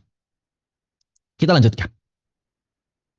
Bagian berikutnya ini ya. Jadi turunnya Al-Quran secara bertahap adalah dalam rangka agar Al-Quran ini bisa relevan dengan peristiwa-peristiwa yang terjadi. Dan yang paling penting nih, tahan dalam memberlakukan syariat. Makanya inama nazala awala manazala minhu suratun minal mufassal. Jadi surah-surah yang pertama kali turun itu rata-rata dari mufassal. Mufassal itu adalah surah-surah bagian belakang. Ya, surah-surah bagian belakang, juz 25 atau juz 6 mulainya. Ada sebagian ulama bilang dari Al-Hujurat, sebagian ulama bilang dari Qaf sampai An-Nas, itulah Al-Mufassal. Isinya apa Al-Mufassal? Al-Mufassal itu isinya adalah surga neraka, keimanan. Maka inilah yang dibangun oleh Allah Subhanahu wa taala ya dalam mengajak umat manusia ke dalam Islam. Jadi Nabi Shallallahu alaihi wasallam sedang diajarkan bagaimana caranya berdakwah, dan ini bisa kita gunakan dalam dakwah. Jadi ketika kita berdakwah, maka ajarkan hal-hal yang berkaitan dengan tauhid, berkaitan dengan keimanan, iman kepada Allah, Rasul, hari akhir, iman kepada takdir. Ini yang paling banyak disalahpahami kan, permasalahan iman terhadap takdir itu. Wah, banyak sekali orang-orang yang keliru. Bahkan masih banyak kaum muslimin yang kadang-kadang nanya, kejadian ini takdir bukannya? Loh, kejadian yang telah terjadi itu takdir semuanya. Kok masih ada orang muslim yang Islamnya sejak lahir, usia 30, 40, 50 tahun masih nanya ini takdir bukan? Nah, ini berarti ada masalah dalam keimanan. Ya, karena bisa jadi cara dakwah kita hari ini kurang tepat sasaran. Dulu Nabi Shallallahu alaihi wasallam mengajarkan tauhid. Makanya dari mufassal ya fiha dzikrul jannah wan nar. Jadi diingatkan apa? Diingatkan mengenai persoalan surga, mengenai neraka. Hatta idza thaban nasu ilal Islam nazalal halal wal haram. Nah, ketika kemudian telah sabit ya, telah kokoh keimanan mereka, baru diberikan syariat berupa halal, haram. Walau nazala wala syai'in la tusyribul khamra atau la tashrabul khamra. Kalau misalnya ayat yang pertama kali turun itu ternyata apa? Jangan minum khamr, ya laqalu la nadaul khamra abada. Sudah, kami nggak akan pernah meninggalkan khamr selamanya. Begitu orang belum apa-apa langsung dikasih tahu permasalahan khamr. Di Al-Baqarah itu kan halal haram semuanya. Seperti itu ya. Wallahu ta'ala a'lam. Walau nazala la taznu laqalu la nada'uz zina abadan. Kalau misalnya ayat yang pertama kali turun adalah permasalahan kalian jangan berzina, wah, mereka malah makin jadi berzina. Jadi Al-Quran diturunkan sesuai dengan realita dan konteks yang ada. Adapun susunan Al-Quran yang ada sekarang, ini justru menunjukkan universalitas Al-Quran. Kalau pertanyaannya dibalik, oke lah kalau begitu. Ini Al-Quran diturunkan secara bertahap sesuai dengan konteksnya masing-masing. Pertanyaan berikutnya, ini pertanyaan yang dalam tanda petik mungkin agak nakal ya, mempertanyakan Allah. Terus kenapa Allah dari awal enggak begitu aja tuh? Ya, nyusun Al-Qur'annya. Nyusun Al-Qur'annya kenapa enggak ikut sesuai dengan urutannya aja? Begitu. Karena jawabannya adalah bahwa fase setiap zaman itu tidak 100% sama. Fase yang terjadi di zaman Nabi dengan fase yang terjadi di zaman para sahabat itu tidak sama. Tidak sama, begitu. Walaupun dalam konteks dakwah kita bisa memberlakukan bagaimana cara tadarruj ya, bertahapnya dakwah di masa Nabi, namun fase setiap manusia itu berbeda. Justru dengan Al-Quran yang ada sekarang, dari mulai Al-Fatihah sampai akhir An-Nas, ini menunjukkan universalitasnya Al-Quran sehingga Al-Quran bisa digunakan setiap zaman. Dan dimanapun dia berada. Begitu. Jadi Al-Quran yang udah jadi dari awal Al-Fatihah sampai akhir An-Nas, pada akhirnya justru lebih bisa menjawab tantangan zaman yang bergulir. Begitu. Ini salah satu hikmahnya juga, bahwa kenapa kemudian susunan Al-Quran ini seperti yang kita kenal sekarang, ya karena ternyata demikianlah Al-Quran menjawab tantangan zaman. Makanya ada ilmu munasabah. Ini juga sempat disinggung ya. Ada namanya ilmu munasabah. Keterkaitan antara surah. Jadi antara Al-Baqarah dengan Al-Fatihah, Al-Baqarah dengan Al-Imran itu bukan tanpa keterkaitan. Seperti misalnya ketika kita berbicara mengenai Al-Fatihah dan Al-Baqarah. Ya. Al-Fatihah kenapa di awal? Ya karena judulnya saja pembukaan. Karena dia adalah induk isi Al-Quran. Jadi seakan-akan Al-Fatihah ini kalau film itu trailer gitu ya. Jadi kalau misalnya kita pengen tahu Al-Quran itu kayak gimana isinya, nah lihat Al-Fatihah, itulah trailernya. Gitu. Kurang lebih seperti itu. Sinopsisnya Al-Quran itu ada di Al-Fatihah semua. Nah, begitu ya. Makanya Al-Quran diletakkan di awal oleh Allah Subhanahu wa taala. Dari mulai awal bismillahirrahmanirrahim sampai akhir waladhdallin, itulah isi kandungan Al-Quran dari awal sampai akhir. Intinya ada di situ. Nah, begitu. Terus ketika kita berbicara mengenai keterkaitan antara Al-Fatihah dengan Al-Baqarah. Kenapa setelah Al-Fatihah ke Al-Baqarah? Ya karena sangat terkait gitu, sangat memiliki hubungan yang erat. Seperti misalnya ketika kita berbicara mengenai ayat ihdinas siratal mustaqim. Ihdinas siratal mustaqim. Ihdina. Ya Allah, tunjukilah kami jalan yang lurus. Bagaimana kemudian Allah memberikan petunjuknya? Kita kan di sini doa akhirnya ya. Akhir Al-Fatihah itu kan doa. Benar nggak? Ya Allah, tunjukilah kami jalan yang lurus. Siratal ladzina an'amta alaihim, yaitu jalannya orang-orang yang diberikan nikmat. Ghairil maghdubi alaihim, bukan jalan mereka yang engkau murkai. Waladhdallin, juga bukan jalannya mereka yang bukan juga jalannya mereka yang sesat. Maka pertanyaan berikutnya kan, terus mana petunjuknya? Begitu, mana petunjuknya? Ternyata Allah langsung jawab di awal surah Al-Baqarah. Alif Lam Mim. Dzalikal kitabu la raiba fih. Hudal lil muttaqin. Langsung dijawab. Kalian udah doa. Ihdinas siratal mustaqim. Maka Allah langsung jawab di dalam surah Al-Baqarah. Mana petunjuknya? Ini dzalikal kitab. Ya, ternyata petunjuknya ya ada di kitab ini dari awal Al-Baqarah sampai akhir An-Nas. Hudal lil muttaqin. Tapi ingat kata Allah Subhanahu wa taala, Al-Qur'an ini hanya akan berhasil dijadikan petunjuk oleh orang-orang yang bertakwa saja. Maka kalian sudah berdoa meminta petunjuk, kami kasih petunjuknya kata Allah Subhanahu wa taala. Tapi ingat, ada syarat dan ketentuan berlaku. Apa syarat dan ketentuan yang berlakunya? Kalian harus jadi orang bertakwa kalau ingin mendapatkan petunjuk sebagaimana yang tadi kalian minta dalam surah Al-Fatihah. Maka ditanya lagi kan, apa itu orang yang bertakwa? Dijawab lagi, dzalikal kitabu la raiba fihi hudal muttaqin alladzina yu'minuna bil ghaibi wa yuqimunas shalah. Ternyata orang yang bertakwa itu yang pertama harus beriman kepada hal yang ghaib. Harus beriman, harus melaksanakan salat. Wa mimma razaqnahum yunfiqun, dan harus melaksanakan zakat. Kemudian waladzina yu'minuna unzila ilaika wa unzila min qablik, juga beriman kepada kitab. Wabil akhiratum yuqinun, juga beriman kepada hari akhir. Ya, beriman kepada yang gaib, ya Allah, malaikat, takdir. Kemudian beriman kepada yang diturunkan kepadamu, termasuk juga nabinya. Kemudian hari akhir kan rukun iman.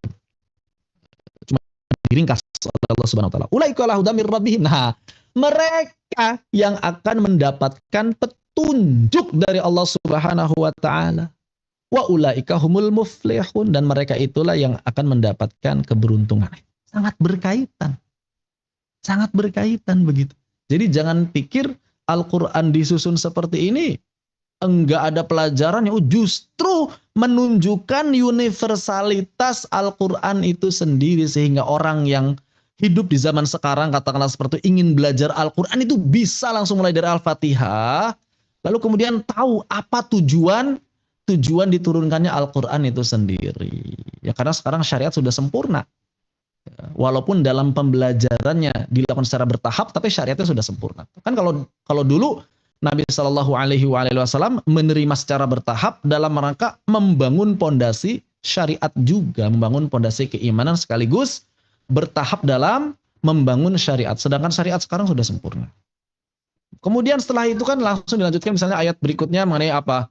Mengenai orang-orang kafir. Tapi ada loh ya orang yang nggak mau beriman sama sekali, kan Allah nyeritain. Ada juga orang yang ngakunya beriman padahal enggak. Itu kan luar biasa. Jadi saling berkaitan. Subhanallah. Dan tidak mungkin ya tulisan. Ya kalau kita sebut ini sebagai sebuah kitab, berarti kan tulisan. Tidak mungkin ada orang yang berhasil menulis tulisan seperti ini dengan keterkaitan yang sangat kuat dari awal sampai akhir, tapi turunnya dalam tanda petik acak.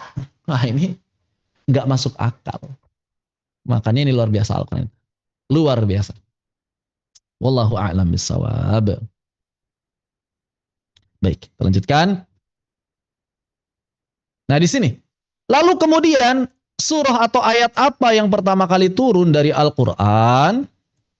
Maka menurut kebanyakan ulama, yang pertama kali turun adalah Al-Alaq. 1-5 ini adalah pendapat kebanyakan ulama turun di Gua Hira. Iqra bismi rabbikal ladzi khalaq, khalaqal insana min 'alaq, iqra wa rabbukal akram alladzi 'allama bil qalam 'allamal insana ma lam ya'lam. Maka ini nanti bisa kita gunakan dalam pembelajaran. Oh, pertama kali Nabi menerima itu Iqra. Maka berarti mesti diperhatikan kita dalam misalnya upaya dakwah, dalam upaya belajar ya diawali dari membaca. Kemudian pendapat yang kedua adalah Al-Muddathir. 1-2. Nah pendapat yang ketiga justru pertama kali turun adalah surah Al-Fatihah. Ini pendapat ketiga. Ada lagi surah Al-Fatihah. Dan pendapat yang keempat, justru yang pertama kali turun adalah lafal basmalah. Ini kan ada perbedaan pendapat, berarti di kalangan para ulama. Begitu. Wallahu a'lam bishawab. Nah, di sini ada perbedaan pendapat para ulama, namun kebanyakan ulama menilai bahwa yang pertama kali turun adalah Al-Alaq, dan ini cukup banyak sekali dalil yang termasuk yang tadi di awal disampaikan ya. Menurut kebanyakan ulama adalah ini. Ini pendapat yang lain, pendapat yang kurang populer. Ini berkaitan dengan ayat yang pertama kali turun. Dan di sini akan banyak pelajaran juga. Kenapa bukan Al-Fatihah yang pertama kali turun?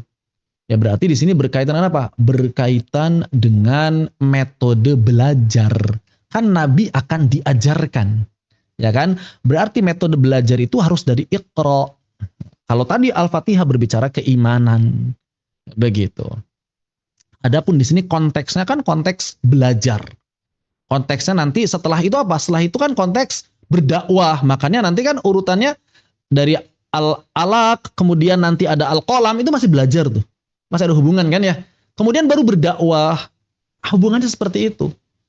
Jadi memang konteksnya kehidupan Nabi seperti itu. Jadi turunnya Al-Quran itu disesuaikan dengan perjalanan hidupnya Nabi Shallallahu Alaihi Wasallam.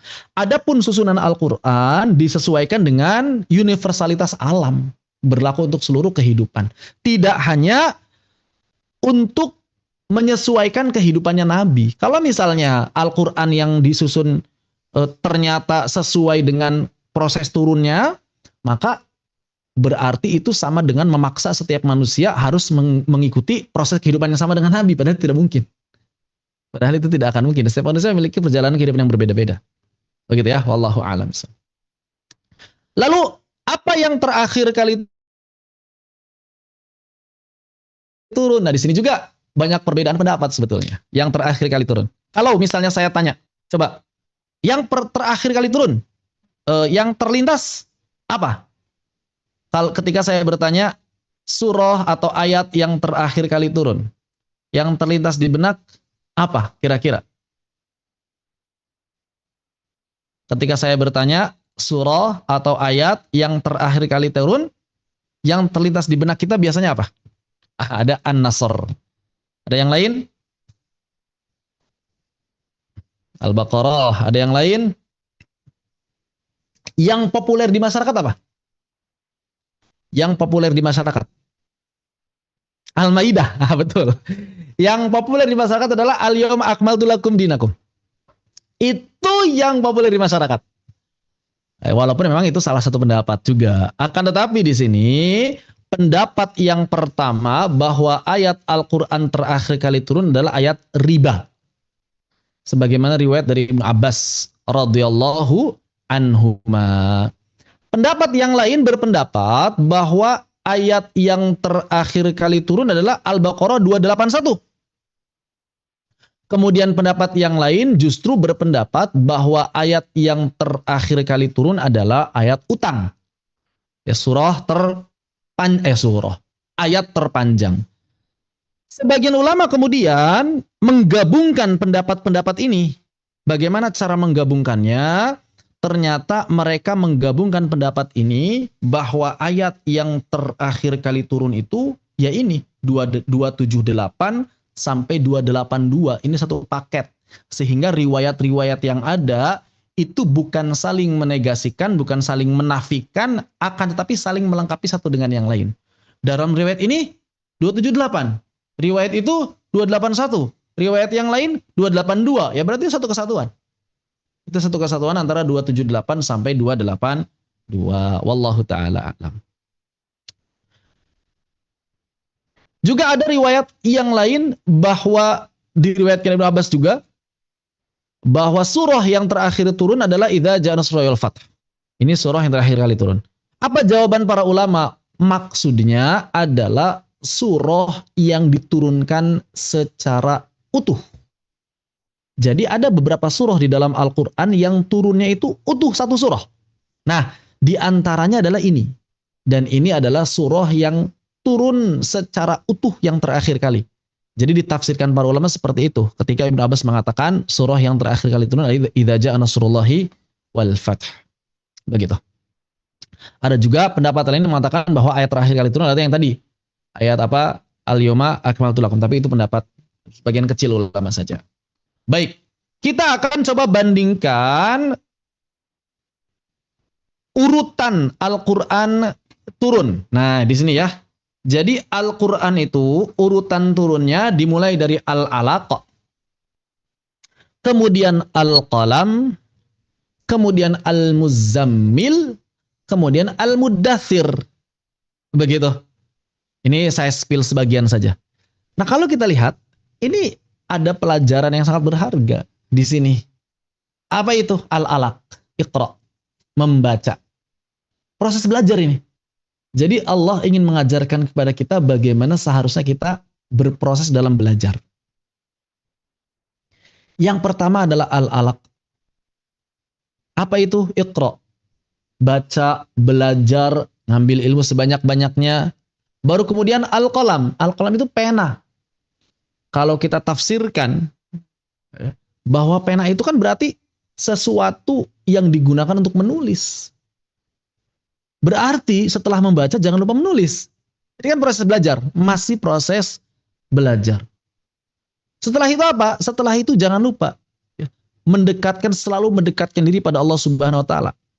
Jadi dalam proses belajar itu ada Iqra, ya, ada membaca, ada menulis, ada mendekatkan diri pada Allah Subhanahu wa taala.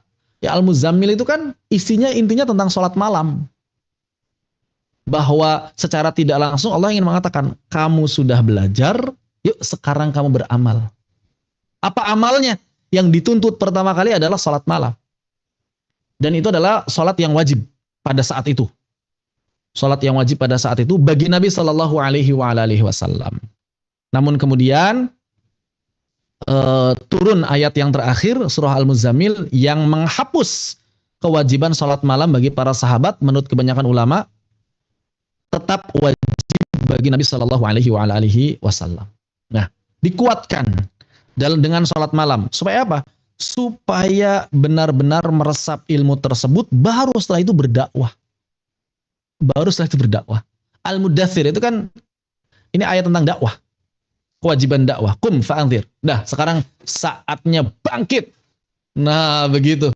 Jadi, sudah belajar, membaca dan lain sebagainya, kemudian menulis, ya berkontemplasi, kemudian menguatkan keimanan, mendekatkan diri pada Allah, beramal action, amal soleh, ya kan? Baru setelah itu dakwah. Ini kalau dikaitkan dengan surah Al-Asr, ya ilal ladzina amanu wa amilus solihat wa tawassaw bil haqqi wa tawassaw bis sabr. Kemudian Allah menurunkan surah Al-Fatihah, ya. Kemudian pada saat itu ada peristiwa mengenai Al-Lahab, Abu Lahab. Begitu. Ini urutan dakwah yang sangat luar biasa. Dapat kita ambil atau petik pelajaran. Bisa jadi tadabbur susunan surah ini bisa jadi berbeda tiap orang. Bisa jadi satu yang sebagian orang sempurna, sebagian yang kurang sempurna. Dan semakin dia dekat dengan Al-Quran, maka semakin banyak pelajaran yang bisa dia ambil insya Allah. Kemudian baru At-Takwir seterusnya. Ini surah-surah pendek semuanya ini. Surah-surah pendek semuanya. Kemudian nah ini sampai ke 22 di surah Al-Ikhlas. Jadi saya batasi saja sampai di sini untuk spill saja, sisanya surah-surah yang lain. Adapun kalau kita balik sesuai dengan urutan mushaf, maka di sini saya akan spill juga bahwa di sini ada Al-Fatihah. Ini adalah surah yang turun kelima, ya kan?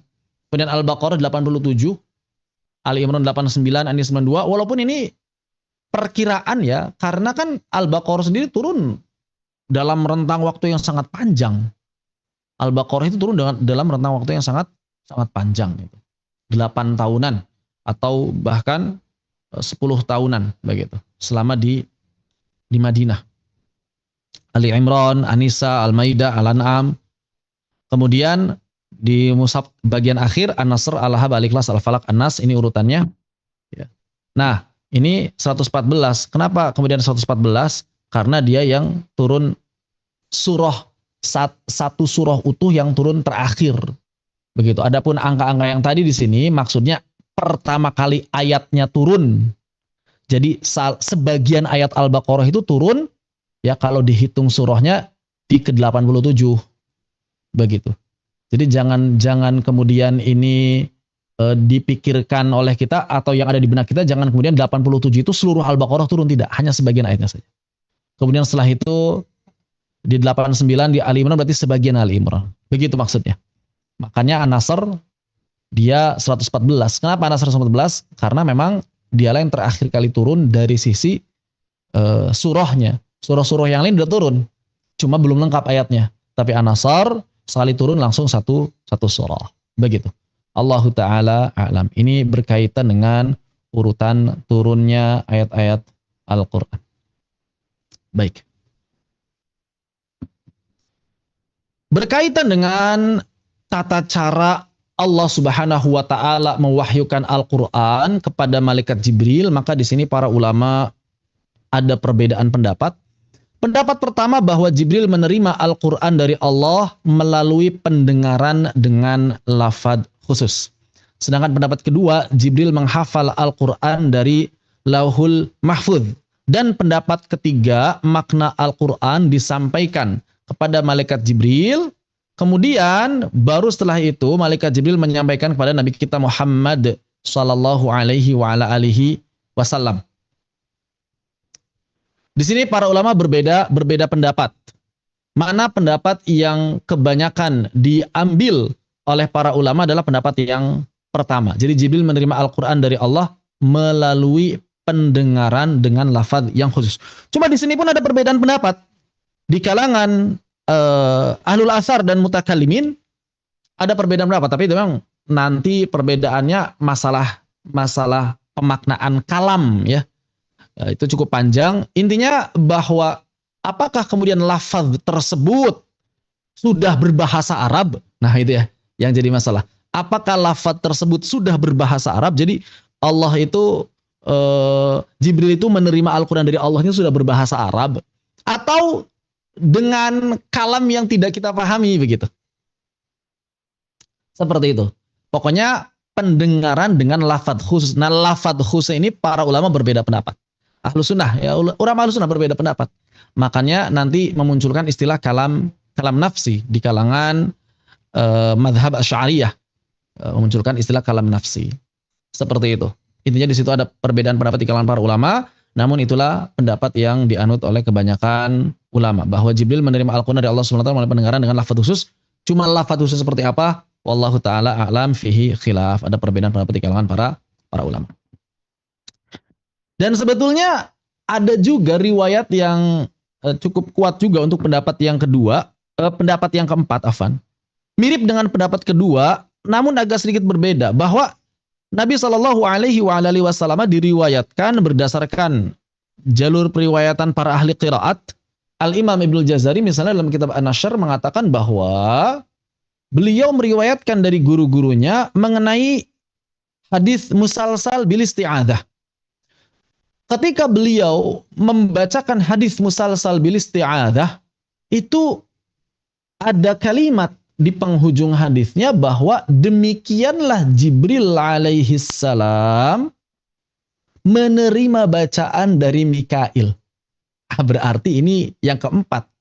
Jibril menerima dari Mikail. Dan demikianlah Mikail mengambilnya dari Lauhul Mahfuz. Demikianlah Mikail mengambil dari Lauhul Mahfuz. Kalimatnya seperti itu, kalimat hadisnya. Ya. Jadi urutannya Nabi Muhammad SAW, kemudian Jibril, Mikail, Lauhul Mahfuz. Ini bisa jadi pendapat yang keempat. Dan hadis musalsal ini termasuk hadis yang diterima oleh kalangan para ahli qiraat. Walaupun ada kelemahan dari sisi sanadnya. Wallahu a'lam bissawab. Demikian. Jadi kalau mau ditambahkan ada satu lagi berarti ya. Jibril mengambil dari Mikail, Mikail mengambil dari Lauhul Mahfuz. Berkaitan dengan perbedaan Al-Quran dan hadis Qudsi. Suka banyak yang bertanya, bukankah hadis Qudsi juga wahyu dari Allah Subhanahu wa taala? Lalu apa perbedaannya? Perbedaan dengan Al-Quran dulu saya pernah mendengar satu ceramah dari ustadz yang penampilan fisiknya ustadzah, tahu? Ada ustadz yang penampilan fisiknya ustadzah. Dulu itu sempat diundang di UPI, Universitas Pendidikan Indonesia. Tahun 2004 saya sempat mampir di UPI 1 tahun.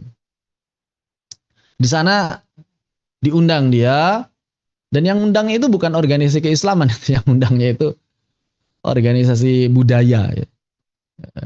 Diundang di sana tuh saya mendengar satu kalimat. Dia mengatakan hadis Qudsi adalah ayat-ayat Al-Quran yang tidak masuk ke dalam mushaf. Nah, jadi kata dia begitu. Hadis Qudsi itu adalah ayat-ayat Al-Quran yang tidak masuk ke dalam mushaf. Atau sebagaimana dia katakan, intinya dia tidak membedakan antara hadis Qudsi dengan Al-Quran, kecuali kalau Al-Quran itu ya terkumpul pada mushaf, nah kalau hadis Qudsi itu tidak.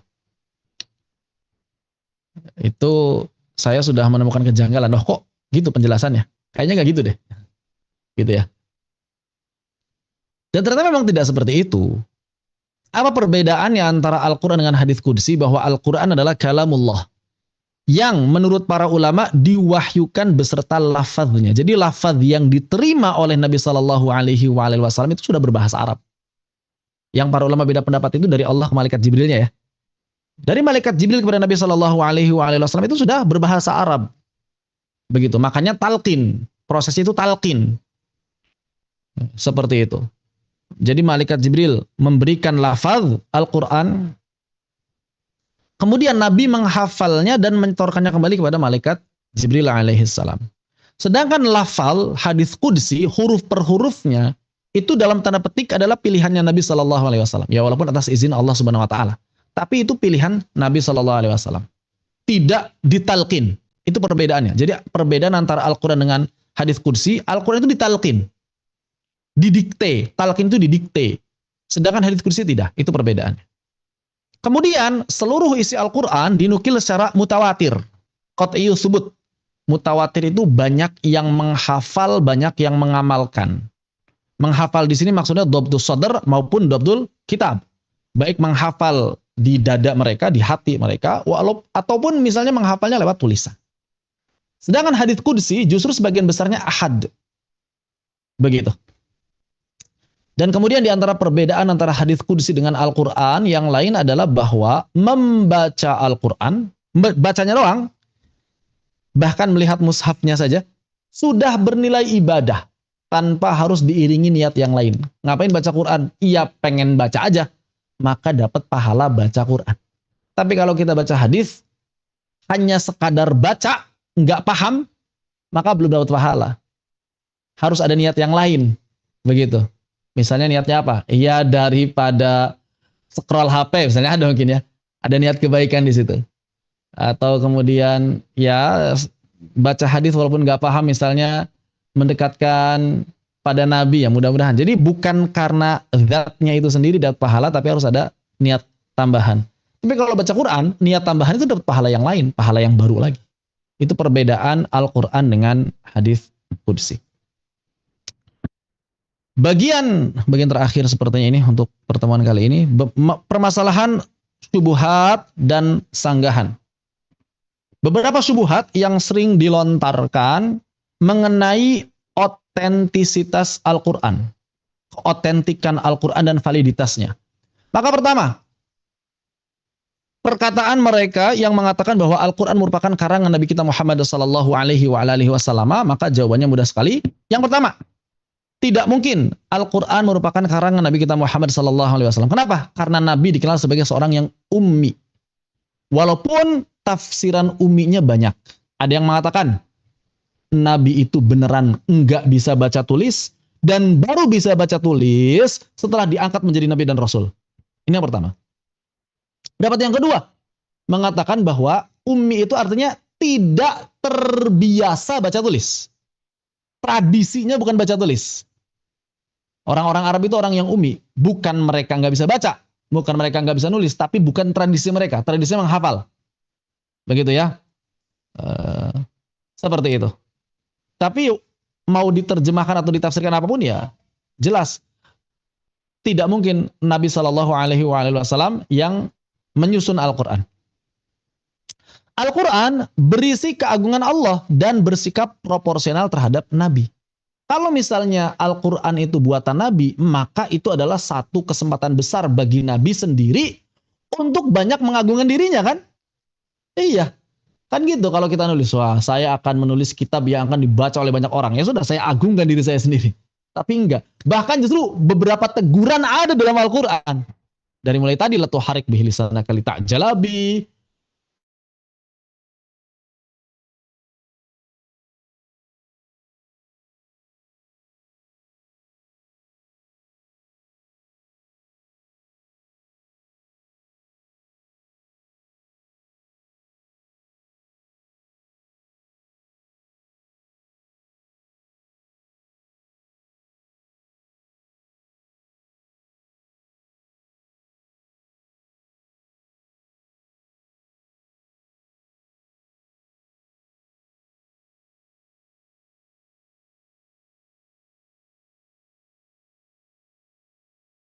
Kenapa? Illa ayasya Allah ya.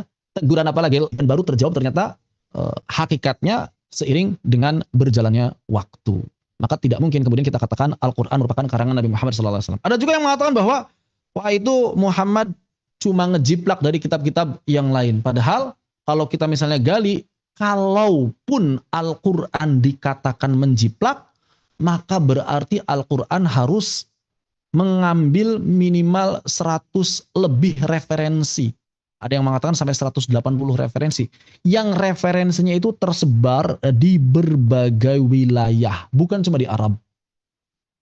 Nggak kebayang. Nabi mencari begitu banyak referensi. Luar biasa sekali berarti Nabi. Realitanya kan nggak begitu.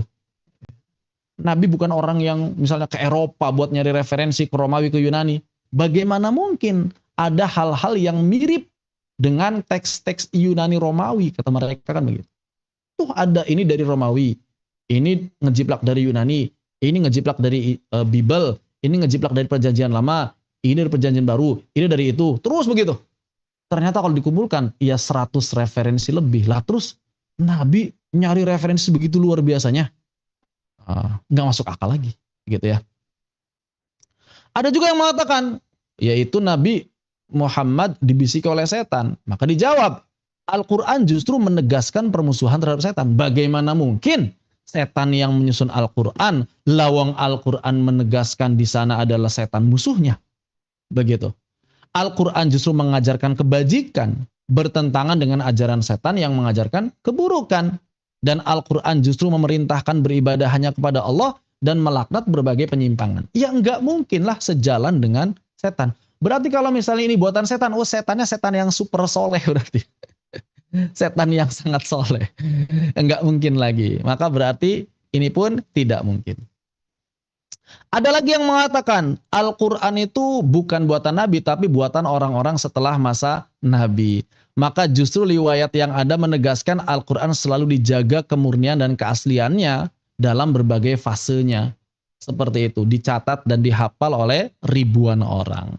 Kemudian justru yang ada adalah bahwa menurut catatan sejarah, Al-Quran telah menantang manusia dan sampai di situ justru belum ada yang sanggup memenuhi tantangan tersebut. Yang ada apa? Yang ada justru mereka orang-orang kafir Quraisy dan semisalnya membuat ayat-ayat untuk menandingi Al-Quran, akan tetapi kebanyakan justru jadi bahan tertawaan. Kenapa jadi bahan tertawaan? Karena kalaupun secara struktur syair indah, maknanya nggak bagus. Ya. Ibnu Katsir dalam tafsir itu menyebutkan ada yang ya wabar gitu, kelinci wahai kelinci. Enggak jelas. Atau misalnya alam taro kaifa fa'ala rabbuka ashabil fil diubah gitu ya. Apakah engkau tidak memperhatikan apa itu gajah? Wa madraka mal fil, apa itu gajah? Ya, itu jadi bahan tertawaan. Ya, jadi bahan tertawaan semuanya. Maka ternyata syubhat atau tuduhan orang-orang kafir terhadap validitas Al-Quran sudah terjawab. Termasuk sebetulnya sebagian orang-orang orientalis atau orang-orang kafir yang mengatakan bahwa Al-Quran sudah diubah-ubah. Maka itu pun tidak ada buktinya. Kalau misalnya Al-Quran sudah diubah, pasti harus ada aslinya. Aslinya mana? Ya, kalau misalnya Al-Quran diubah, oke, mana bagian yang diubahnya dan mana yang dijadikan standar? Standarnya Al-Quran berubah itu yang mana?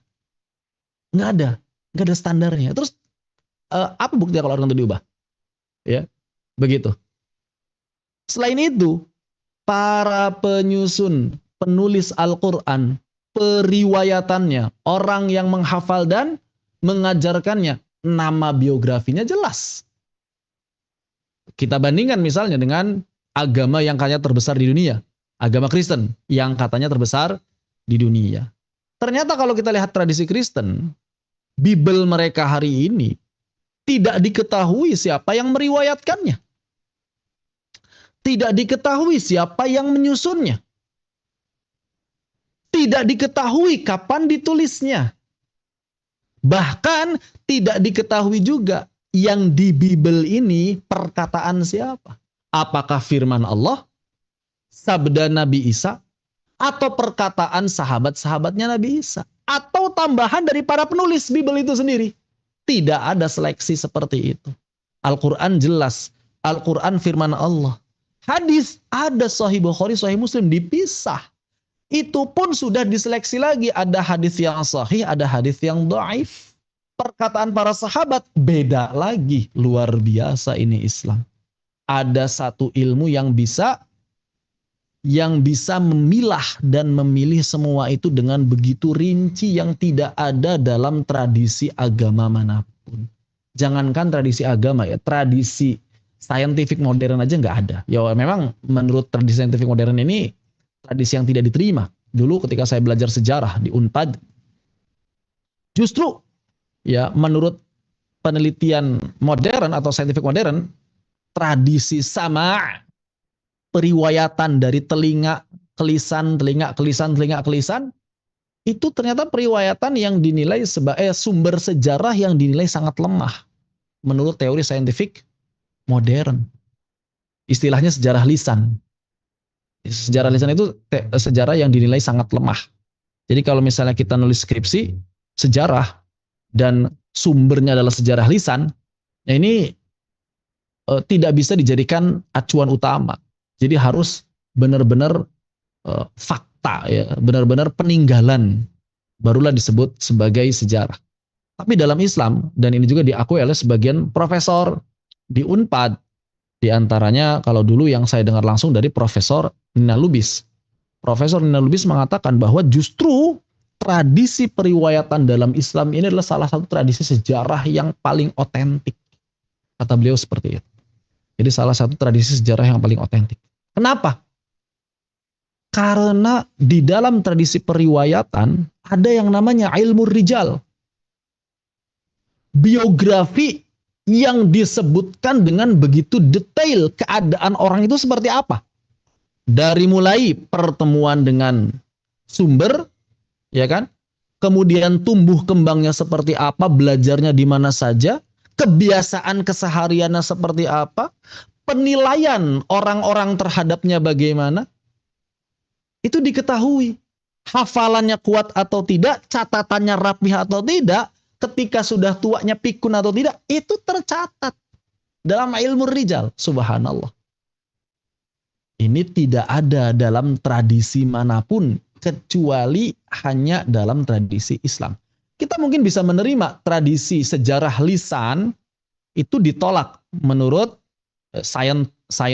menurut standar sains hari ini. Wajar, karena memang tidak bisa dipercaya siapa orang yang berbicaranya. Kalau bukan pelaku kan dalam sejarah tidak bisa diterima. Kalau dia misalnya mendengar dari pelaku, oke, kapan bertemunya? Siapa dia? Orang yang dikenal jujur atau tidak? Tidak tahu. Tapi tradisi periwayatan dalam Islam itu ketat sekali. Ada standar Imam Bukhari seperti apa, standar Imam Muslim seperti apa. Makanya saya sangat sepakat sekali dengan tadi yang disampaikan oleh Prof. Nina Lubis, bahwa tradisi periwayatan dalam Islam itu adalah salah satu tradisi yang paling otentik. Tradisi sejarah yang paling otentik. Ini luar biasa. Allahu Ta'ala alam. Oleh karena itu, ya sebetulnya orang-orang yang berkecimpung dalam dunia penelitian modern sekalipun, harusnya ya mereka mau mengakui dengan sukarela bahwa ternyata tidak ada satupun tradisi periwayatan sebagaimana tradisi dalam Islam yang benar-benar bisa membuktikan validitas. Baik itu validitas Al-Quran maupun validitas hadis. Bahkan sangat sulit untuk dibantah. Kenapa? Karena buktinya terlalu kuat. Apalagi kalau kita misalnya kaitkan Al-Quran dengan fenomena-fenomena modern yang ternyata secara tidak langsung juga sudah disebutkan oleh Al-Quran. Ini bagian dari keajaiban Al-Quran. Ya, walaupun di sana kadang-kadang ada beberapa penafsiran yang berbeda. Allahu Ta'ala a'lam. Demikian yang bisa disampaikan dalam kesempatan kali ini. Barakallahu fiik. Apakah ada yang ingin, ada pertanyaan banyak kah? Macet. Talqin apa talaki? Talqin, yang saya maksudkan itu talqin. Saya nggak pernah ngomongin talaki. Talaki itu artinya ketemu langsung. Tapi proses periwayatan Al-Quran di zaman antara Jibril ke Nabi itu talqin. Talqin itu didikte. Talqin itu beda dengan talaki. Insya Allah saya tadi nggak salah ngomong. Dan maksudnya bukan talaki. Kalau talaki artinya adalah belajar langsung ke guru. Itu namanya talaki.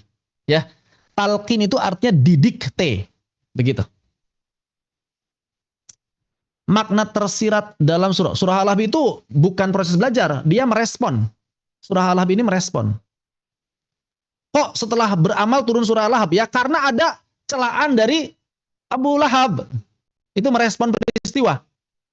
Merespon peristiwa Abu Lahab itu. Ketika Nabi berdakwah, itu kan awalnya Nabi berdakwah. Ya setelah diumumkan, fa'angzir. Setelah diumumkan untuk berdakwah, maka Nabi berdakwah. Mengumpulkan siapa? Mengumpulkan saudara-saudaranya dulu yang dekat. Maka kemudian apa? Tabban lak, ya Muhammad, kata si Abu Lahab.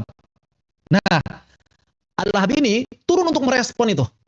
Begitu. Jadi langsung respon atas peristiwa. Ya, Al-Lahab itu benar-benar respon atas peristiwa. Begitu. Makanya kalau misalnya Al-Quran diturunkan seperti Al-Quran disusun seperti sebagaimana diturunkan, lah kita kan nggak punya peristiwa Al-Lahab gitu kan ya. Ya makanya nggak nyambung nih, walaupun memang sejak awal tadi saya sampaikan ini proses belajar. Ya. Tapi kalau misalnya Al-Quran disusun seperti itu, setelah Al-Fatihah langsung Al-Lahab. Lah kita sekarang tidak mengalami peristiwa Al-Lahab.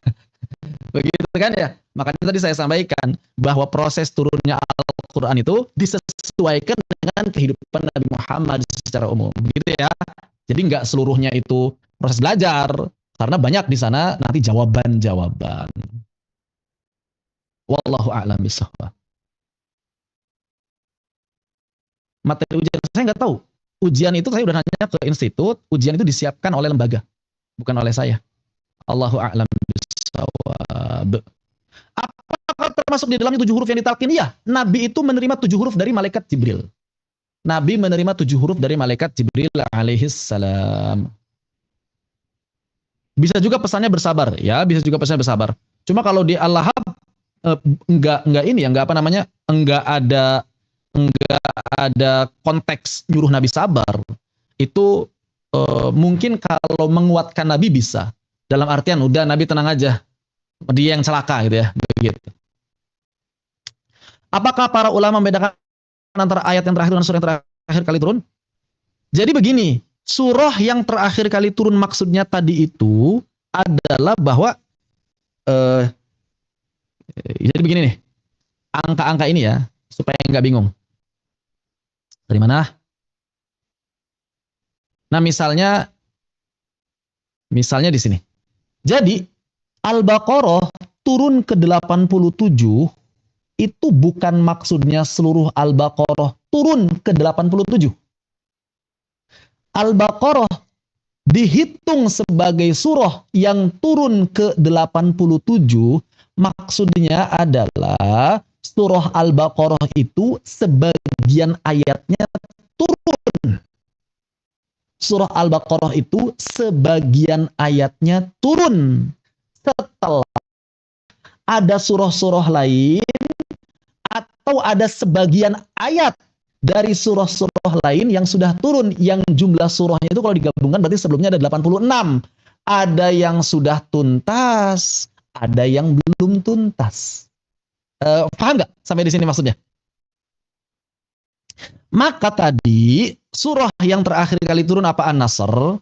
Kenapa kok dihitungnya 114 berarti terakhir?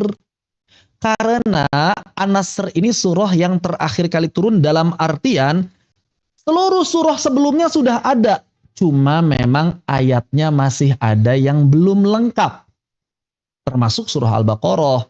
Ketika surah An-Nasr turun, surah Al-Baqarah belum lengkap. Tapi sudah ada surah Al-Baqarahnya. Nabi udah baca surah Al-Baqarah tanpa ayat yang belum turun. Penjelasan saya dipahami atau enggak? Dipahami ya? Atau masih bingung bagian mananya?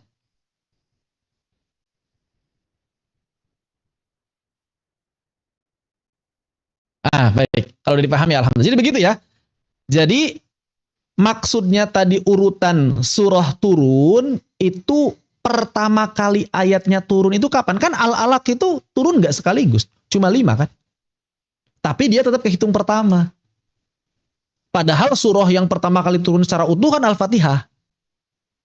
Begitu.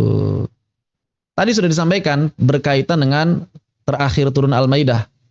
Tadi saya sudah menyampaikan pendapat sebagian ulama, sebagian kecil ulama, namun kebanyakan bukan itu. Ya, bukan surah Al-Maidah, Al-Yawmatu Lakum. Itu yang tadi saya sampaikan cukup banyak populer di kalangan masyarakat. Begitu. Tapi kalau surahnya, surah benar-benar surah terakhir kali turun itu adalah An-Nasr. Nah, ini adalah surah yang turun sekaligus. 113 surah yang lain ada, namun belum lengkap ayat-ayatnya. An-Nasr turun terakhir. Demikian. Wallahu ta'ala a'lam. Seperti itu. Barakallahu fikum. Walhamdulillahi rabbil alamin.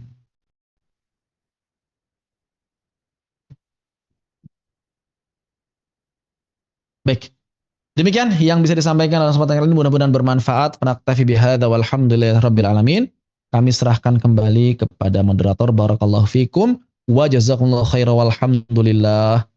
Subhanakallahumma bihamdika asyhadu an la ilaha illa anta astaghfiruka. Afwan kalau misalnya ada kekurangan atau ada kalimat yang kurang berkenan, termasuk kalau misalnya ada pendapat-pendapat yang saya keliru menyampaikan, silahkan untuk mengoreksinya. Wassalamualaikum warahmatullahi wabarakatuh.